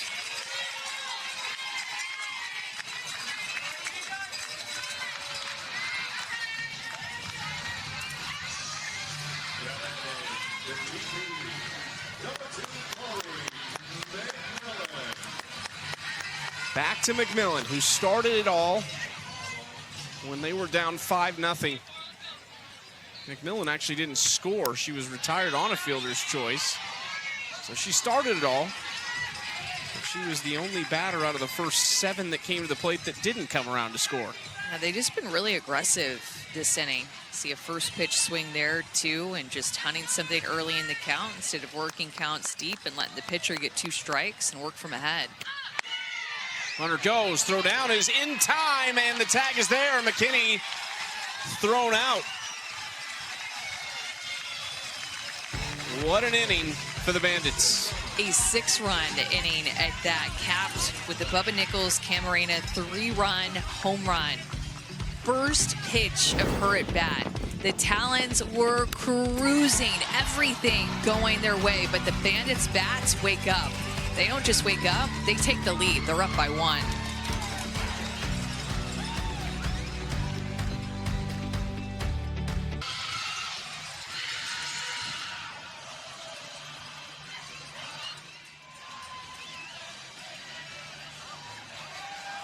Bottom of the 5th, things look a little bit different than they did just minutes ago. Bandits with a 6-run inning to take the lead over the Talons. 6-5, Bubba Nickles-Ca, a huge swing in that inning, her 4th home run of the season.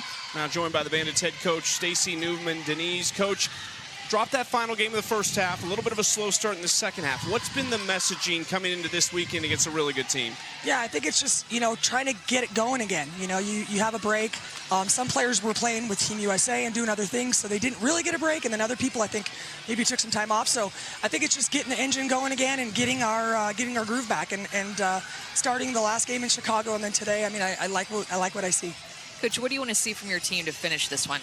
Yeah, I think right now we just need some shutout innings, right? Like, we need to keep the ball in the park, I think, for one thing. But, that sometimes the game goes that way. But I think right now we need a shutdown inning to just get the momentum and keep it in our dugout right now. Appreciate it, Coach. Thank you.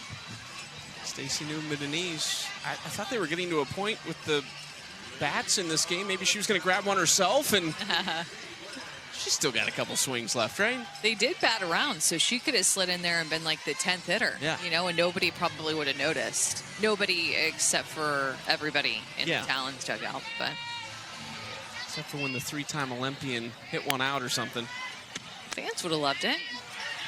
She hit a few of those. She was the original home run queen in the NCAA. Hit 90 back in her UCLA career.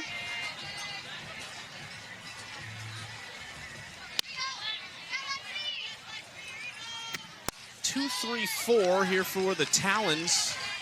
Savannah's got to catch that in the dugout. Saw that hit the net and it kind of rolled down. She's got to catch that. She said she was holding the mic. That was her excuse. Put the mic down, Savannah. It's a high five from a Talon. Left side, McKinney takes it away. Things starting to go the Bandits' way now. And Hannah Flippen made an adjustment. Her last tip bat, she struck out on a screwball against Taylor McQuillan and then faced her again and got something out in the outer half and was able to punish it. So in the first inning, strikeout on the outside corner. Gets the outside corner again and goes to right center with it for a home run. That was the inning that the Talons hit back-to-back home runs. Allchin with one, and then Flippen backed her up with another. Great adjustment by Hannah Flippen on that outside corner. Now she faces Lexi Kilfoyle, who entered last inning. Wallace this time! The Bandits' defense is also coming back. You've seen Skylar Wallace cover a lot of ground at shortstop on these line drives. I feel like since we've been back from the break, she's continually tested with balls off the bat just like this, and has a lot of range in that 5-6 hole. Great read, great angle. You see the angle that her body went at to be able to catch that. She didn't just go straight across. Her body angled toward left field to be able to snag that last minute.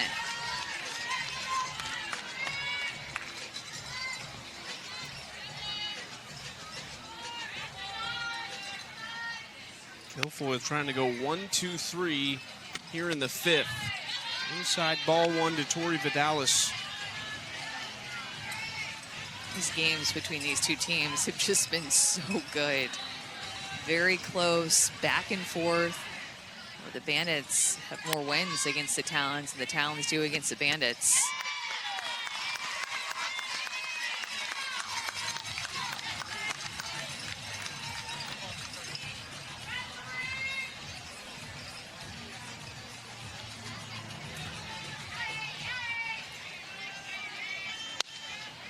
One, two, low.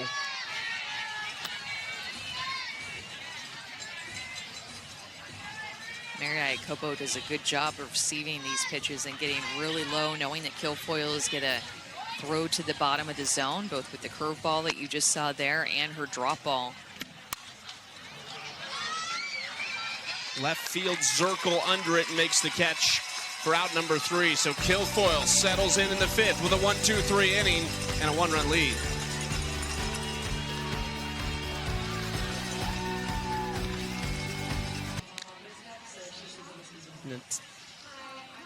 A couple first pitches here in Omaha. Natalia Valentin Anderson. Hannah Flippen and Tori Vidalis catching those. Emily Vader, the other one, throwing it out. The 2025 Athletes Unlimited Pro Volleyball Championship will feature 44 of the world's top volleyball players who are invited to compete in an exclusive high-stakes tournament to determine the ultimate champion of the sport. Matches will be held in Omaha, Nebraska, October 1st through the 15th, and Madison, Wisconsin, October 22nd through November 3rd. Visit auprovolleyball.com to learn more and get your tickets.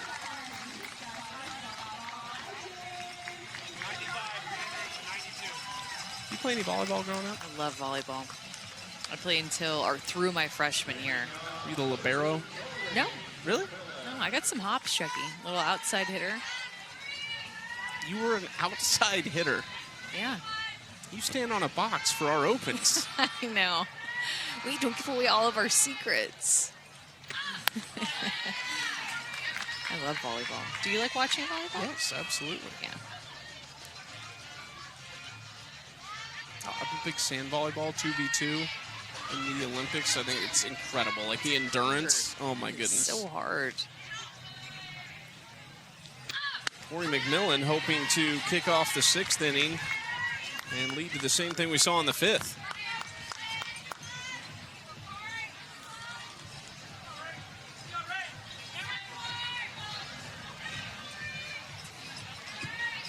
One from Raylan Chafin.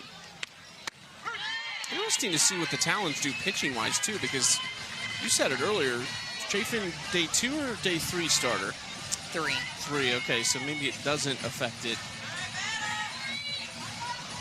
And throw Georgina Korick the way she's been going, you're thinking probably 6 or 7 innings out of her. Outside from Chafin, 2-2 count now to McMillan, 2 rookies facing off.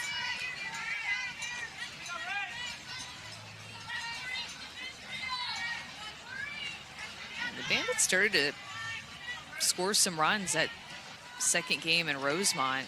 Whenever they played the Blaze, ended up losing those first 2 games in Rosemont, as we've mentioned, and even had a 10-run game, but they scored 10 runs and still lost to the Blaze 12-10.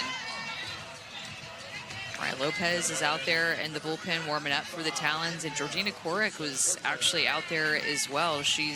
Yep, there she is on the other side. And Meg Faramo. So 3 pitchers, beautiful big bullpen that they have out in left field for the Talons. But Korick getting in some more work even after her outing. That's how committed that she is to being better and figuring things out. She was throwing what looked like a plyo-type ball against the wall while her team was hitting, and now she's out in the bullpen probably just working on some things after that outing where she gave up some runs.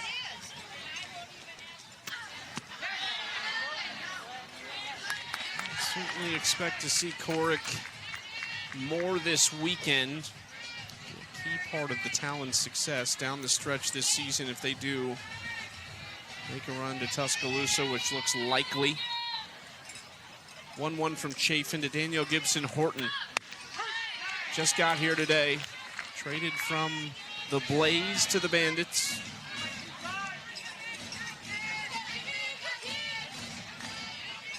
Talked to Jenny Dalton-Hill about this trade, but I think when we talked off the air, in a lot of ways, it seems like a pretty productive move both ways. You get a veteran hitter in Danielle Gibson-Horton here, but for Devin Netz as an individual, you're going to get a chance to pitch a lot for the Blaze potentially down the stretch. You probably are going to end up in that lineup as well, maybe playing first base when you're not throwing.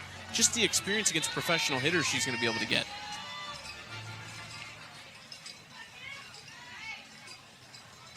Which, if you're a pitcher, you want to pitch. Even when you're a pitcher who hits, like, you want to get the opportunity to get some innings in the circle, get in a groove, and make an impact on your team. I mean, there's just something about being a pitcher when you don't get to do that as much as what you're used to growing up. You feel a little bit empty, honestly. Gibson-Horton, her first hit as a Bandit.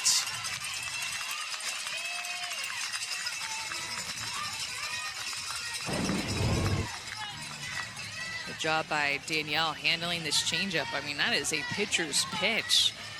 Great hands by Danielle Gibson, and just going down to get that big smile on her face for her first hit as a Bandit.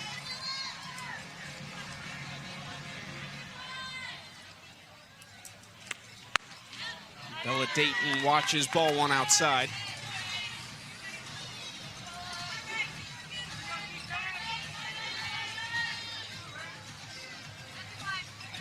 Bandits getting production all throughout their order, too. 9 hits that they have on the board. Almost everybody getting in on the action, and that's what stands out to me. The Talons are 0 for down the bottom of the order. 7, 8, and 9. Touches the outside corner, strike 2 to Dayton. The top part of this Bandits order has been electric, though. Top 5, 6 for 13, a home run, 6 RBIs. But to your point, there are a couple hits down toward the bottom, 3 of them in those final 5 hitters.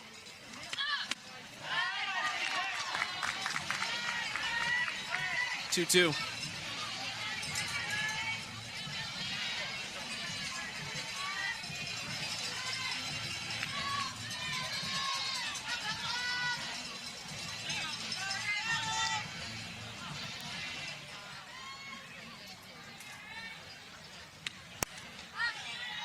Up and out of play by Zirkle, or excuse me, Dayton.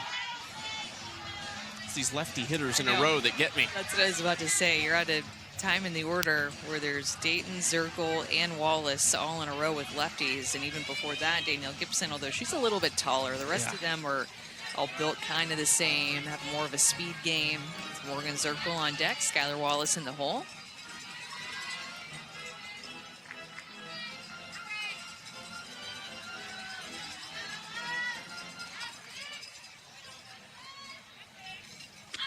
Ooh, almost got Dayton. You got to work on your acting there.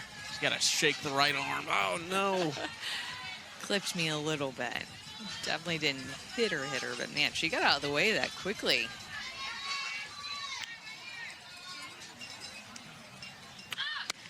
Ball 4. Sure, she's excited to go to Round Rock soon. Series finale between the Bandits and the Talons is back on ESPN2 coming up Sunday afternoon. Coverage beginning at 1 Eastern.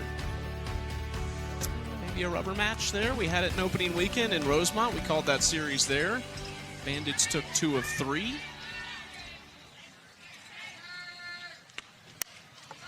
Popped up just into the green turf for Flippen. 2 outs. This is not the trend of this series. If we kept with the trend that we've had, it would be the Talons that would win this game. So if this result holds, it'd be the first time either team has won consecutive games over the other one, and this is their 6th meeting. They have been trading blows like crazy. Still game left, and you just do not know between both of these teams. You want to stay until the end to watch, that's for sure.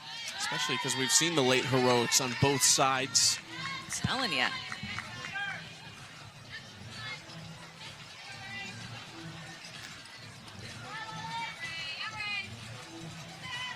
Skylar Wallace sitting .340 this season, a walk and a single today with a fly out. 1-1 count to Wallace. Her 2023 Player of the Year season, .447 at Florida, 72 runs scored, 19 home runs, drove in 55 and stole 30 bags. I was just waiting for that stolen base number, because that to me is what makes it even like next level unique of what she was able to do that year. Hit for average, hit for power, and then she also stole 30 bases. The crazy part about that 30 was that was her lowest total at Florida. Had 37 and then over 50 as a sophomore there as she grounds out. Still a couple chances for the Talons, just down a run.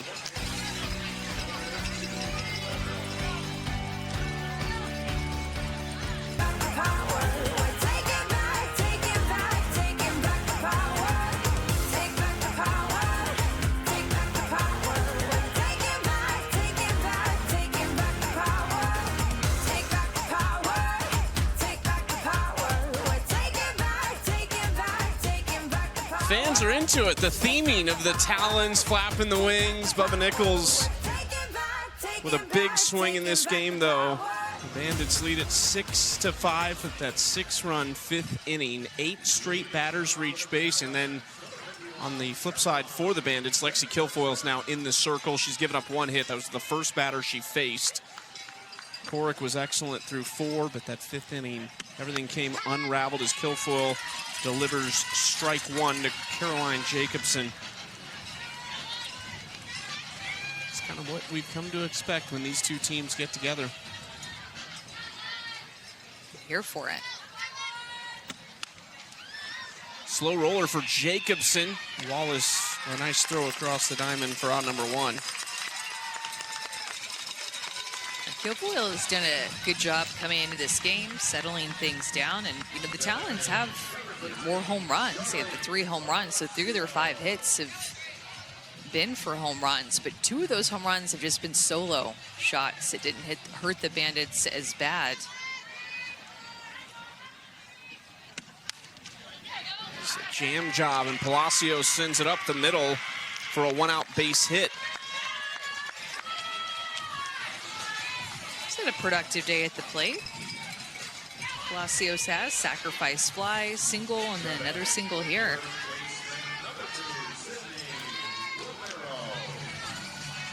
And Sydney Romero, something to work with here. 0 for 2 tonight, looking to get her back going. Did line out her last trip up over to Sydney McKinney.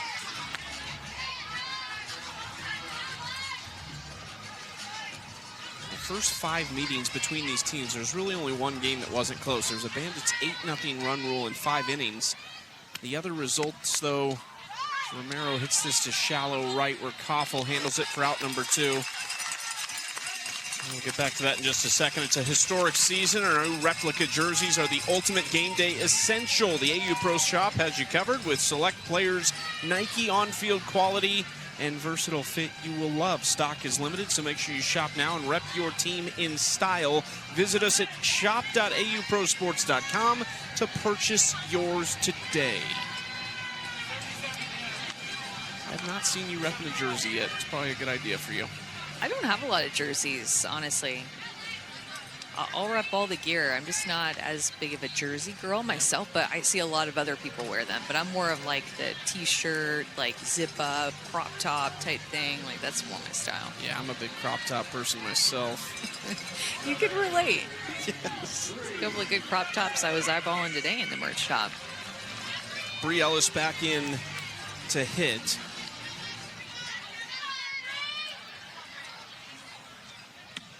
Inside that got her. As it, Briella is another on-base percentage increase there when she reaches again. But I'm taking that look in left field, Chucky. It's interesting watching these pitchers warm up for the Talons. And Mariah Lopez throwing to, looks like Maya Brady standing in the left-handed batter's box. She's on the IL right now, but just taking some pitches and getting some looks from Mariah Lopez, which I'm sure Mariah Lopez appreciates to throw with a hitter standing in. I'm sure Maya Brady appreciates it, getting looks off of a left-handed pitcher. Just trying to see some live pitching since she's been on the IL. Hayward back to run for Ellis, who was hit by that pitch. And Bree's on base percentage continues to go up.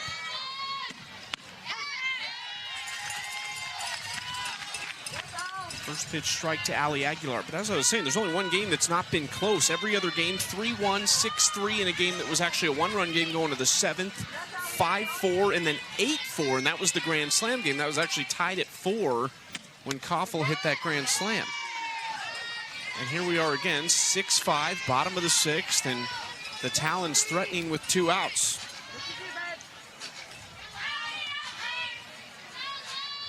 Back-to-back home runs in the 3rd inning with 2 outs from Allchin and Flippen. Aguilar, the team leader in home runs.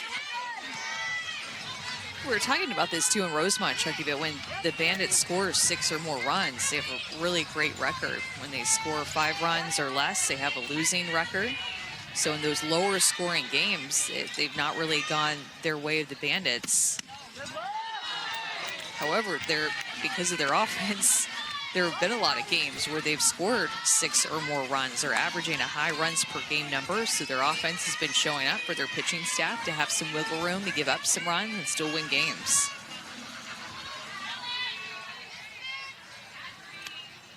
(3-1) Aguilar to left field, tailing, but Zirkle tracks it down.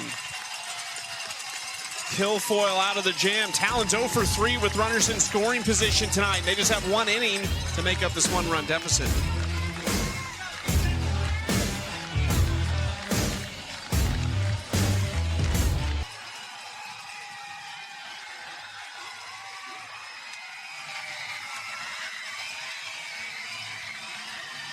Six runs on 9 hits for the Bandits. Couple big swings. Talons 5 runs on 6 hits. The offense has slowed down a bit as this game has gone on for the Talons. And a fantastic crowd here in Omaha. It's just been the regular for this inaugural season of the AUSL. Still more coming up. 10 Eastern from Seattle, Washington. And UW Blaze taking on the Volts. Danielle Laurie in the booth for that one back home. And then Bandits Talons tomorrow, 7 Eastern from here in Omaha. 2 games tomorrow night, back-to-back.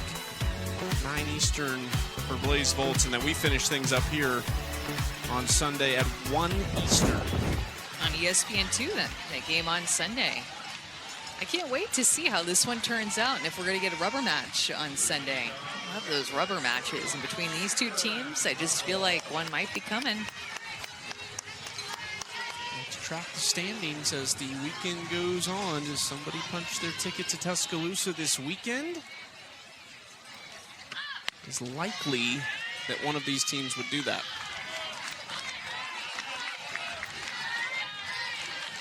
And it's trying to postpone that for the Talons. Koffel, Nickles-Ca, and McKinney up. Ooh, there's that change up from Chafin. If you're the Bandits, you want a run or 2 more here for some insurance. Talons have been so good in the 7th inning. They've won multiple games this year, in fact, in the 7th inning.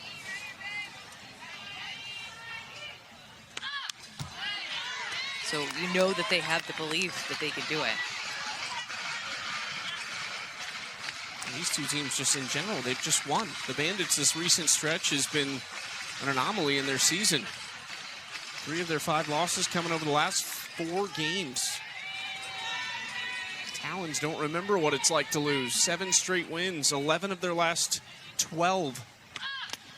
Koffel was just hit. She leads the league in hit by pitches. 11 of them, yeah, second time tonight. Teams have been good in every type of game, but they're good in close games too. Both of them winning records. Talons are perfect in 1-run games. That always tells me a lot about a team too. I look for that in the college season as well. It seems like oftentimes the teams that make it to the Women's College World Series have winning records in 1-run games. I bet we have a review here on the hit by pitch. The Talons are challenging the call of a hit batter. This play is under review. As it stands, it's the 3rd time this year Koffel's been hit multiple times in a game. She leads the league with 11. So I think that everybody knows, you know, that she got hit with a pitch. I think they're looking at the location of where the pitch was, if it was more in the river, if she leaned into it while she was hanging out in the river. If the ball is fully in the batter's box, then you actually don't even have to make an attempt to move out of the way. And you even see her kind of coil in and move in. She doesn't have to do that if the ball is fully in the batter's box. And to me, it did look like it was fully in the batter's box. So I think this will stay as is.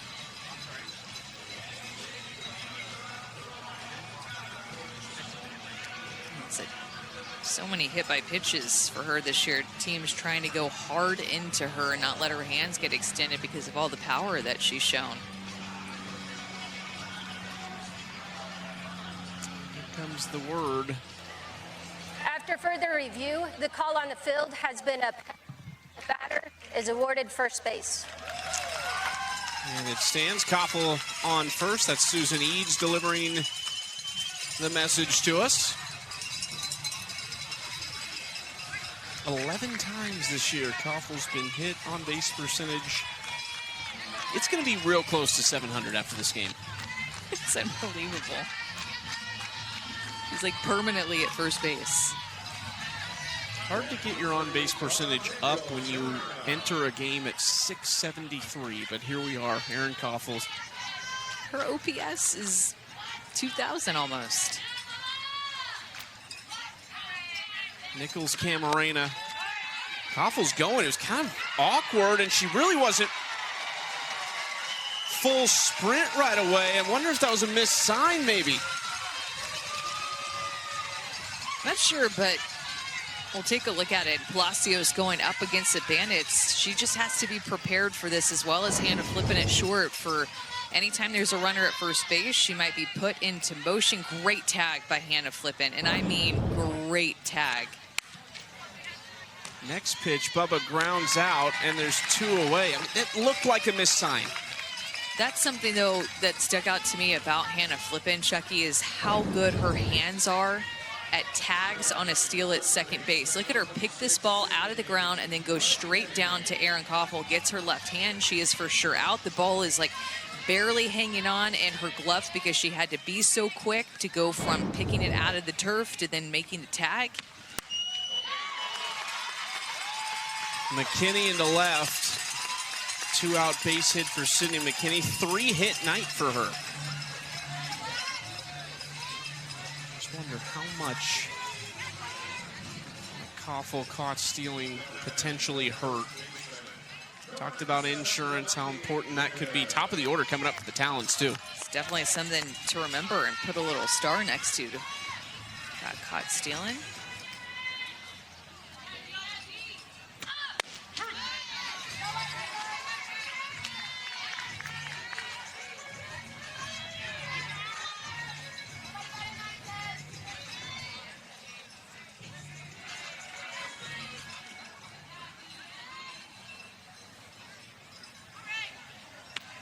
One to Wiz, fouled off. She falls behind.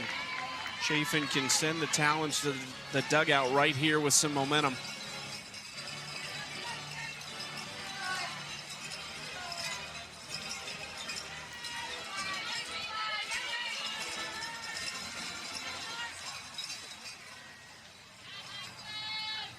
Oh-2 lifted to right center field. Hayward over and makes the catch for the 3rd out.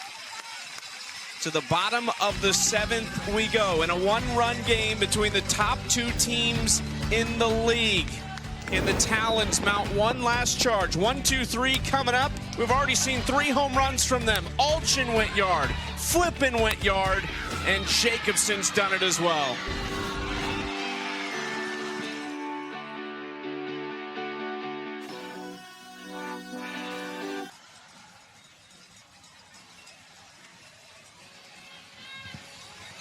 Talons have a chance in the bottom of the 7th. 1-2-3 coming up. Sierra Sacco, the only one without a hit in the top 6 in this order. Flippen awaits in the 3-hole, hoping that Sacco and Allchin can give her something to work with.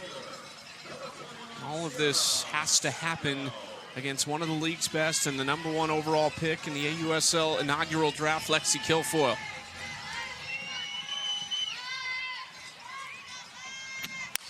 Sacco, first pitch, right field, gone!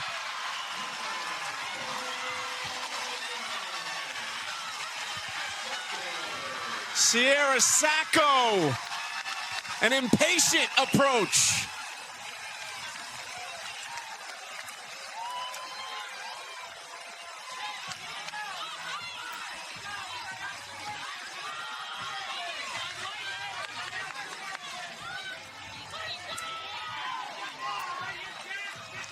We have seen this team do this over and over and over again in the 7th inning in all different types of ways. It happened the second series of the season against the Blaze, 2 out of 3 games, and it just has carried on throughout the rest of the season.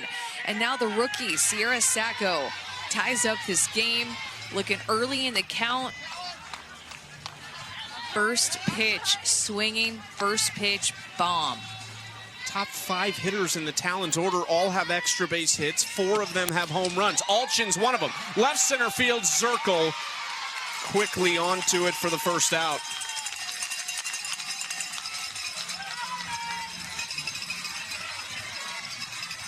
Down to Savannah we go. Sierra, no hesitation, first pitch. What gave you the green light to swing? Well, I've just been in a little bit of a slump, so I just really freed myself up. Me and Vic had a conversation. She was like, yo, we trust you, like, just go after it. So, yeah. This team talks a lot about how you're able to build. What was it in that, AB? Was it that conversation with Vic that changed the mindset stepping in to come up big in that moment? Definitely just the vibe of all of my teammates having the confidence in me, and they just love me so much, and I love them. So, yeah. Thanks, Sierra. Chucky. Flippen falls behind 0-2 after Sacco ties it up. It's a drop ball inside, and it's actually even a little bit off the plate, but you could tell she was looking to get her barrel out in front to that inside drop pitch. Off the handle by Flippen. Wallace makes a nice grab in shallow left center. The thing that I think about, too, when I think about these 7th inning home runs, Chucky, we've been talking about this for weeks. It's like one game, it's Sydney Romero who hit it. Another game, it's Hannah Flippen. Another game, it's Charlize Palacios. In this game, it's Sierra Sacco. It's production all throughout the order and all different times for this Talons team.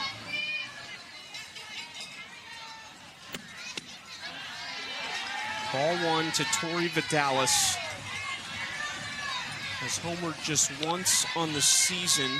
21 career home runs. Now in her 6th year as a pro with Athletes Unlimited. Swings at a pitch that was way inside. Knew it. It's a tough pitch for the right-handed hitters to get their barrels to, but don't count Tori out. This is the type of clutch situation she has thrived in her entire career. It's a great pitch. Goes right back to that same spot.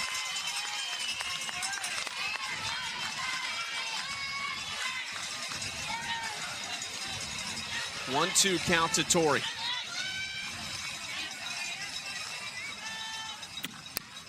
Has to fight that one off. Continuing to go to that drop ball inside over and over and over again. Good job to get rid of that one. I would throw that. That one was a little bit lower and Tori could get her barrel to it. I would go right back to that drop ball that ties up her hands maybe after this next pitch.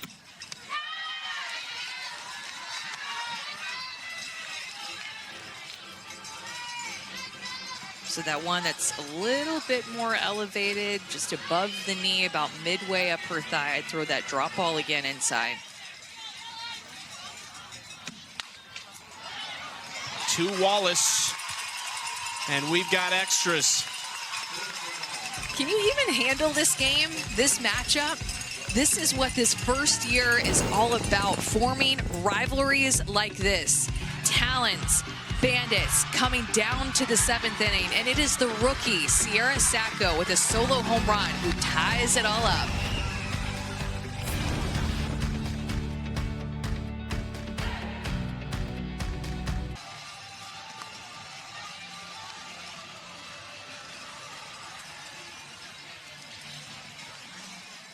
Here we go, top of the 8th inning, Bandits and Talons.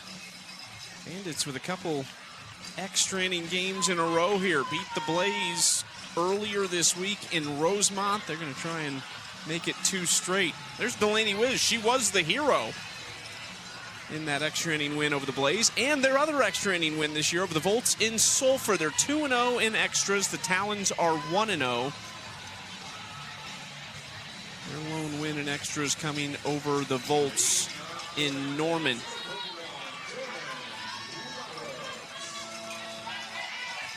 Wiz on second base, and the tiebreaker rule here in extras. And Jordan Roberts pinch hitting. She lays down the bunt. Job done for Jordan Roberts. Fresh off the bench, hasn't played a ton this week in the last couple games. Love the execution. We've seen a couple of extra inning games this week, and some teams opt to bunt and other teams opt to not. I'm an opter for the bunt.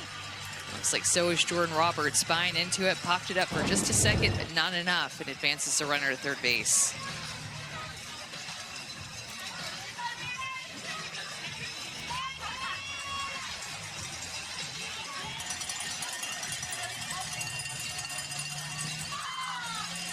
But the Talons are going to make a pitching change.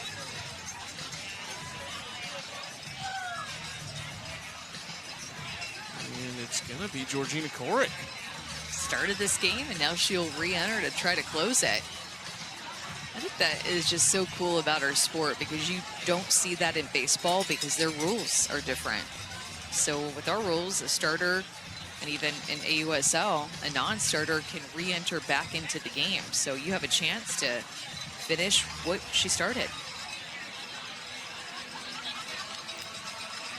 Chafin threw well, 3 innings, 3 hits, no runs, a walk, and a strikeout for the rookie Raylan Chafin, who continues to impress, playing some of her best ball of the year, and she threw really well at Mississippi State. But given the hitter she's facing on the daily right now, this is extremely impressive. Korick ready to go. 4 1/3, 7 hits, 6 earned, all of them coming in that 5th inning. 1 walk and 3 strikeouts. Here I thought she was just in the bullpen getting a little bit of extra work when we showed her earlier in the game, but she probably was getting a little bit of work, but also warming up to continue to stay warm to potentially re-enter back into this game. It's probably something that Coach told her when she came off, hey, stay ready, you might come back into this game.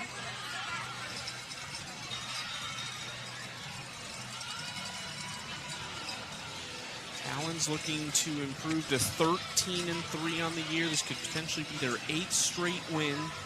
Would build that lead over the Bandits for the top spot and close them in on a spot in Tuscaloosa. Volts Blaze coming up tonight in Seattle. First of 3 games out west. Regardless of this result, both teams in great position for the home stretch of the season. They want momentum. The Bandits were down and out of this game, 5-0 when we went to the 5th. Korick gave up a big spot there after being excellent through 4. And look who it is. Danielle Gibson Horton, the newest member of the Bandits, with Delaney Wiz 60 feet from home. Gibson Horton could be the hero, having not even been with this team for 12 hours.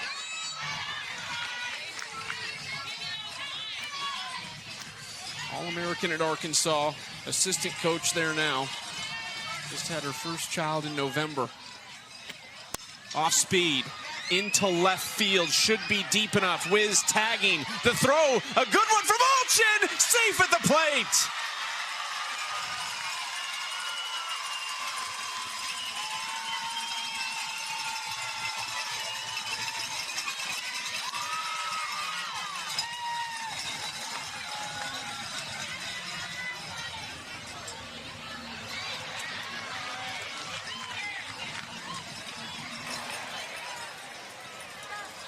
The Talons are challenging the call of safe at home plate. This play is under review. I think I'd probably look to see if the runner left early at third base before I looked at that tag, because it was a great throw by Allchin. It really was, and the tag was... Correction. The Talons are challenging the runner leaving early at third base. This play is under review. There you go. They said, all right, Amanda, fine. I will say, I was watching that pretty closely. I think she left on time. You do, yeah. And Jalen Allchin did everything right. As we continue to talk about her, it seems like a theme with her offensively and defensively, but gets behind it, has all of her energy going toward first base. Maybe could have been a little bit sharper on the angle, but the throw was perfect. And Delaney Wiz just barely gets her foot in there, but I don't think she left early. I think it was right on time.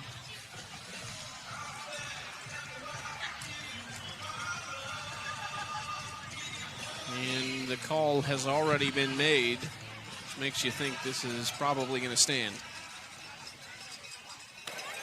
After further review, the call on the field has been upheld. The runner left on time. This is the second and final challenge for the Talons.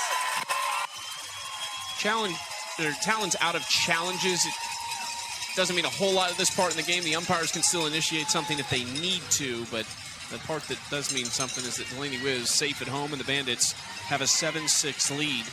Danielle Gibson Horton coming through in her first day with her new team.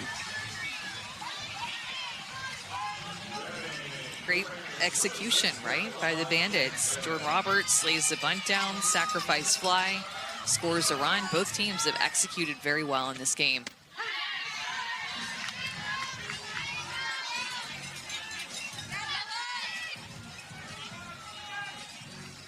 Bella Dayton 1 for 2 with a walk, a single, and a run scored tonight, hitting .370 on the year into center towards Sacco, who makes the catch. Talons get the same setup, though. Runner on second base. We'll see if they can respond after Danielle Gibson Horton and Delaney Wiz combine to give the Bandits the lead.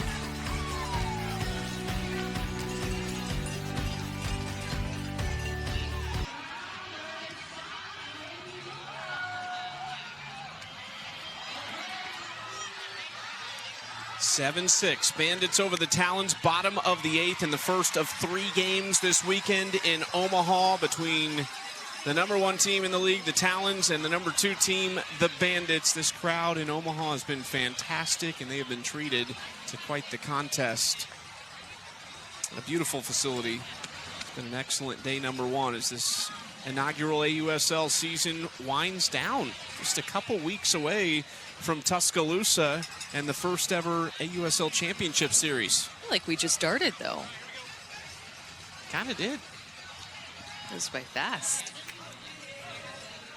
Tori Vidalis, the runner at second base. 5-6-7 coming up for the Talons. Winning run at the plate in the form of Caroline Jacobson, who has homered in this game. She also has a sacrifice bunt. And will not attempt to bunt that first pitch, 0-1.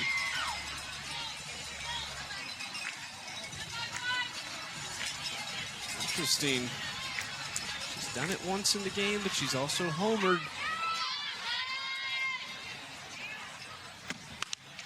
Left side, McKinney looks Vidalis back. 1 out.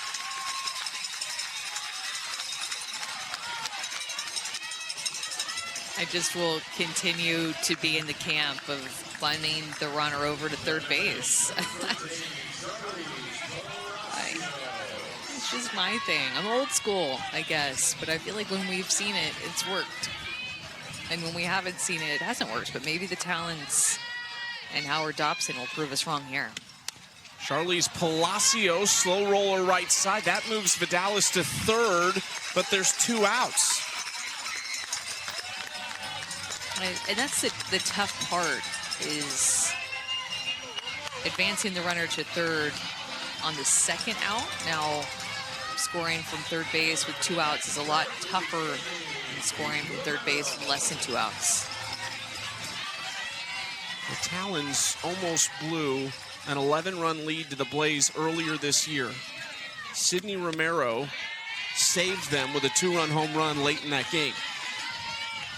And I remember last summer when Lexi Kilfoyle was a freshman, Sydney Romero consistently wanted to pick and be on the team with Lexi Kilfoyle because she had so much respect for her as a pitcher.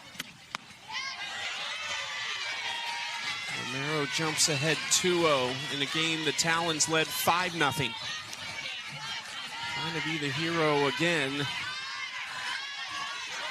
Bandits want time. Something blue on the field from the Talons bullpen. And Sydney had that home run in the 7th inning against the Blaze, the second weekend or the second series of the season. So she's had a big swing already this year.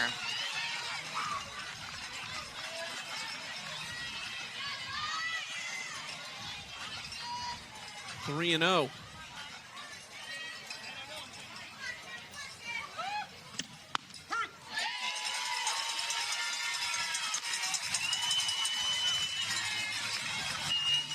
Victoria Hayward is on deck. That's the spot that Brie Ellis started this game in.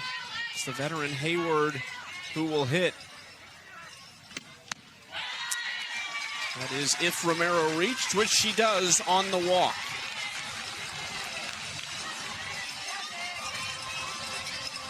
Victoria Hayward, you can imagine, would have liked to be in Seattle playing at the University of Washington, where she starred from 2011 to 2014. She's been doing this a long time, once the youngest ever player to play on the Canadian senior national team when she was just 16 years old. This is it for Victoria Hayward this year. She will retire at the end of the season.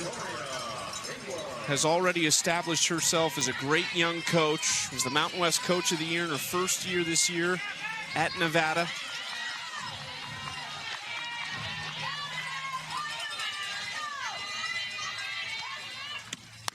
Takes strike one. She's a career .368 hitter. Hit .341 last summer. Bronze medalist with Canada, their first ever in 2021.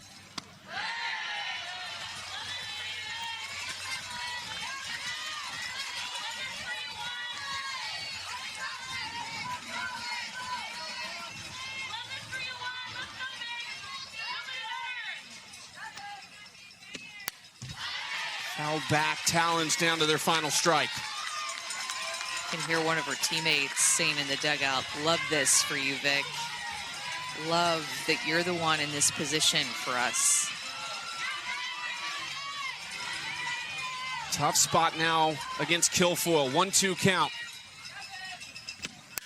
Ground ball left side. Can Hayward beat it out? She can!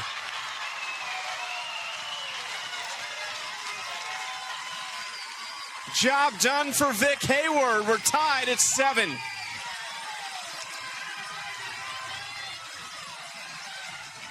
Oh, that feels so good if you're Vic Hayward to hit the ball hard to the left side past Sydney McKinney, who is playing up the line.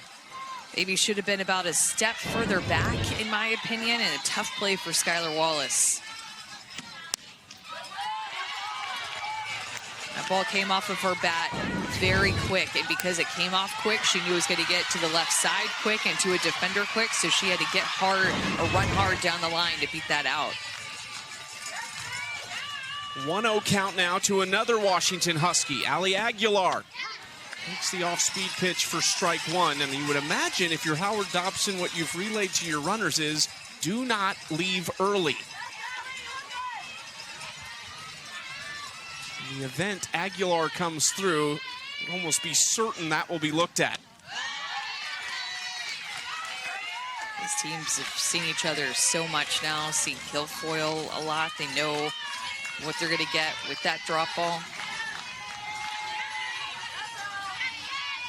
Bandits lead the season series 3-2. Aguilar into left center field. That's going to do it.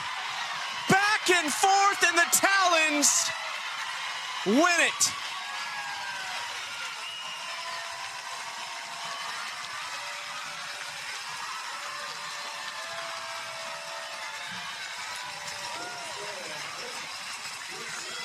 They're not in Seattle, but the Huskies getting it done in Omaha. So I was thinking this exact same thing. Crushing loss for the Bandits. What a comeback, and for them to take the lead, had that big inning in the 5th.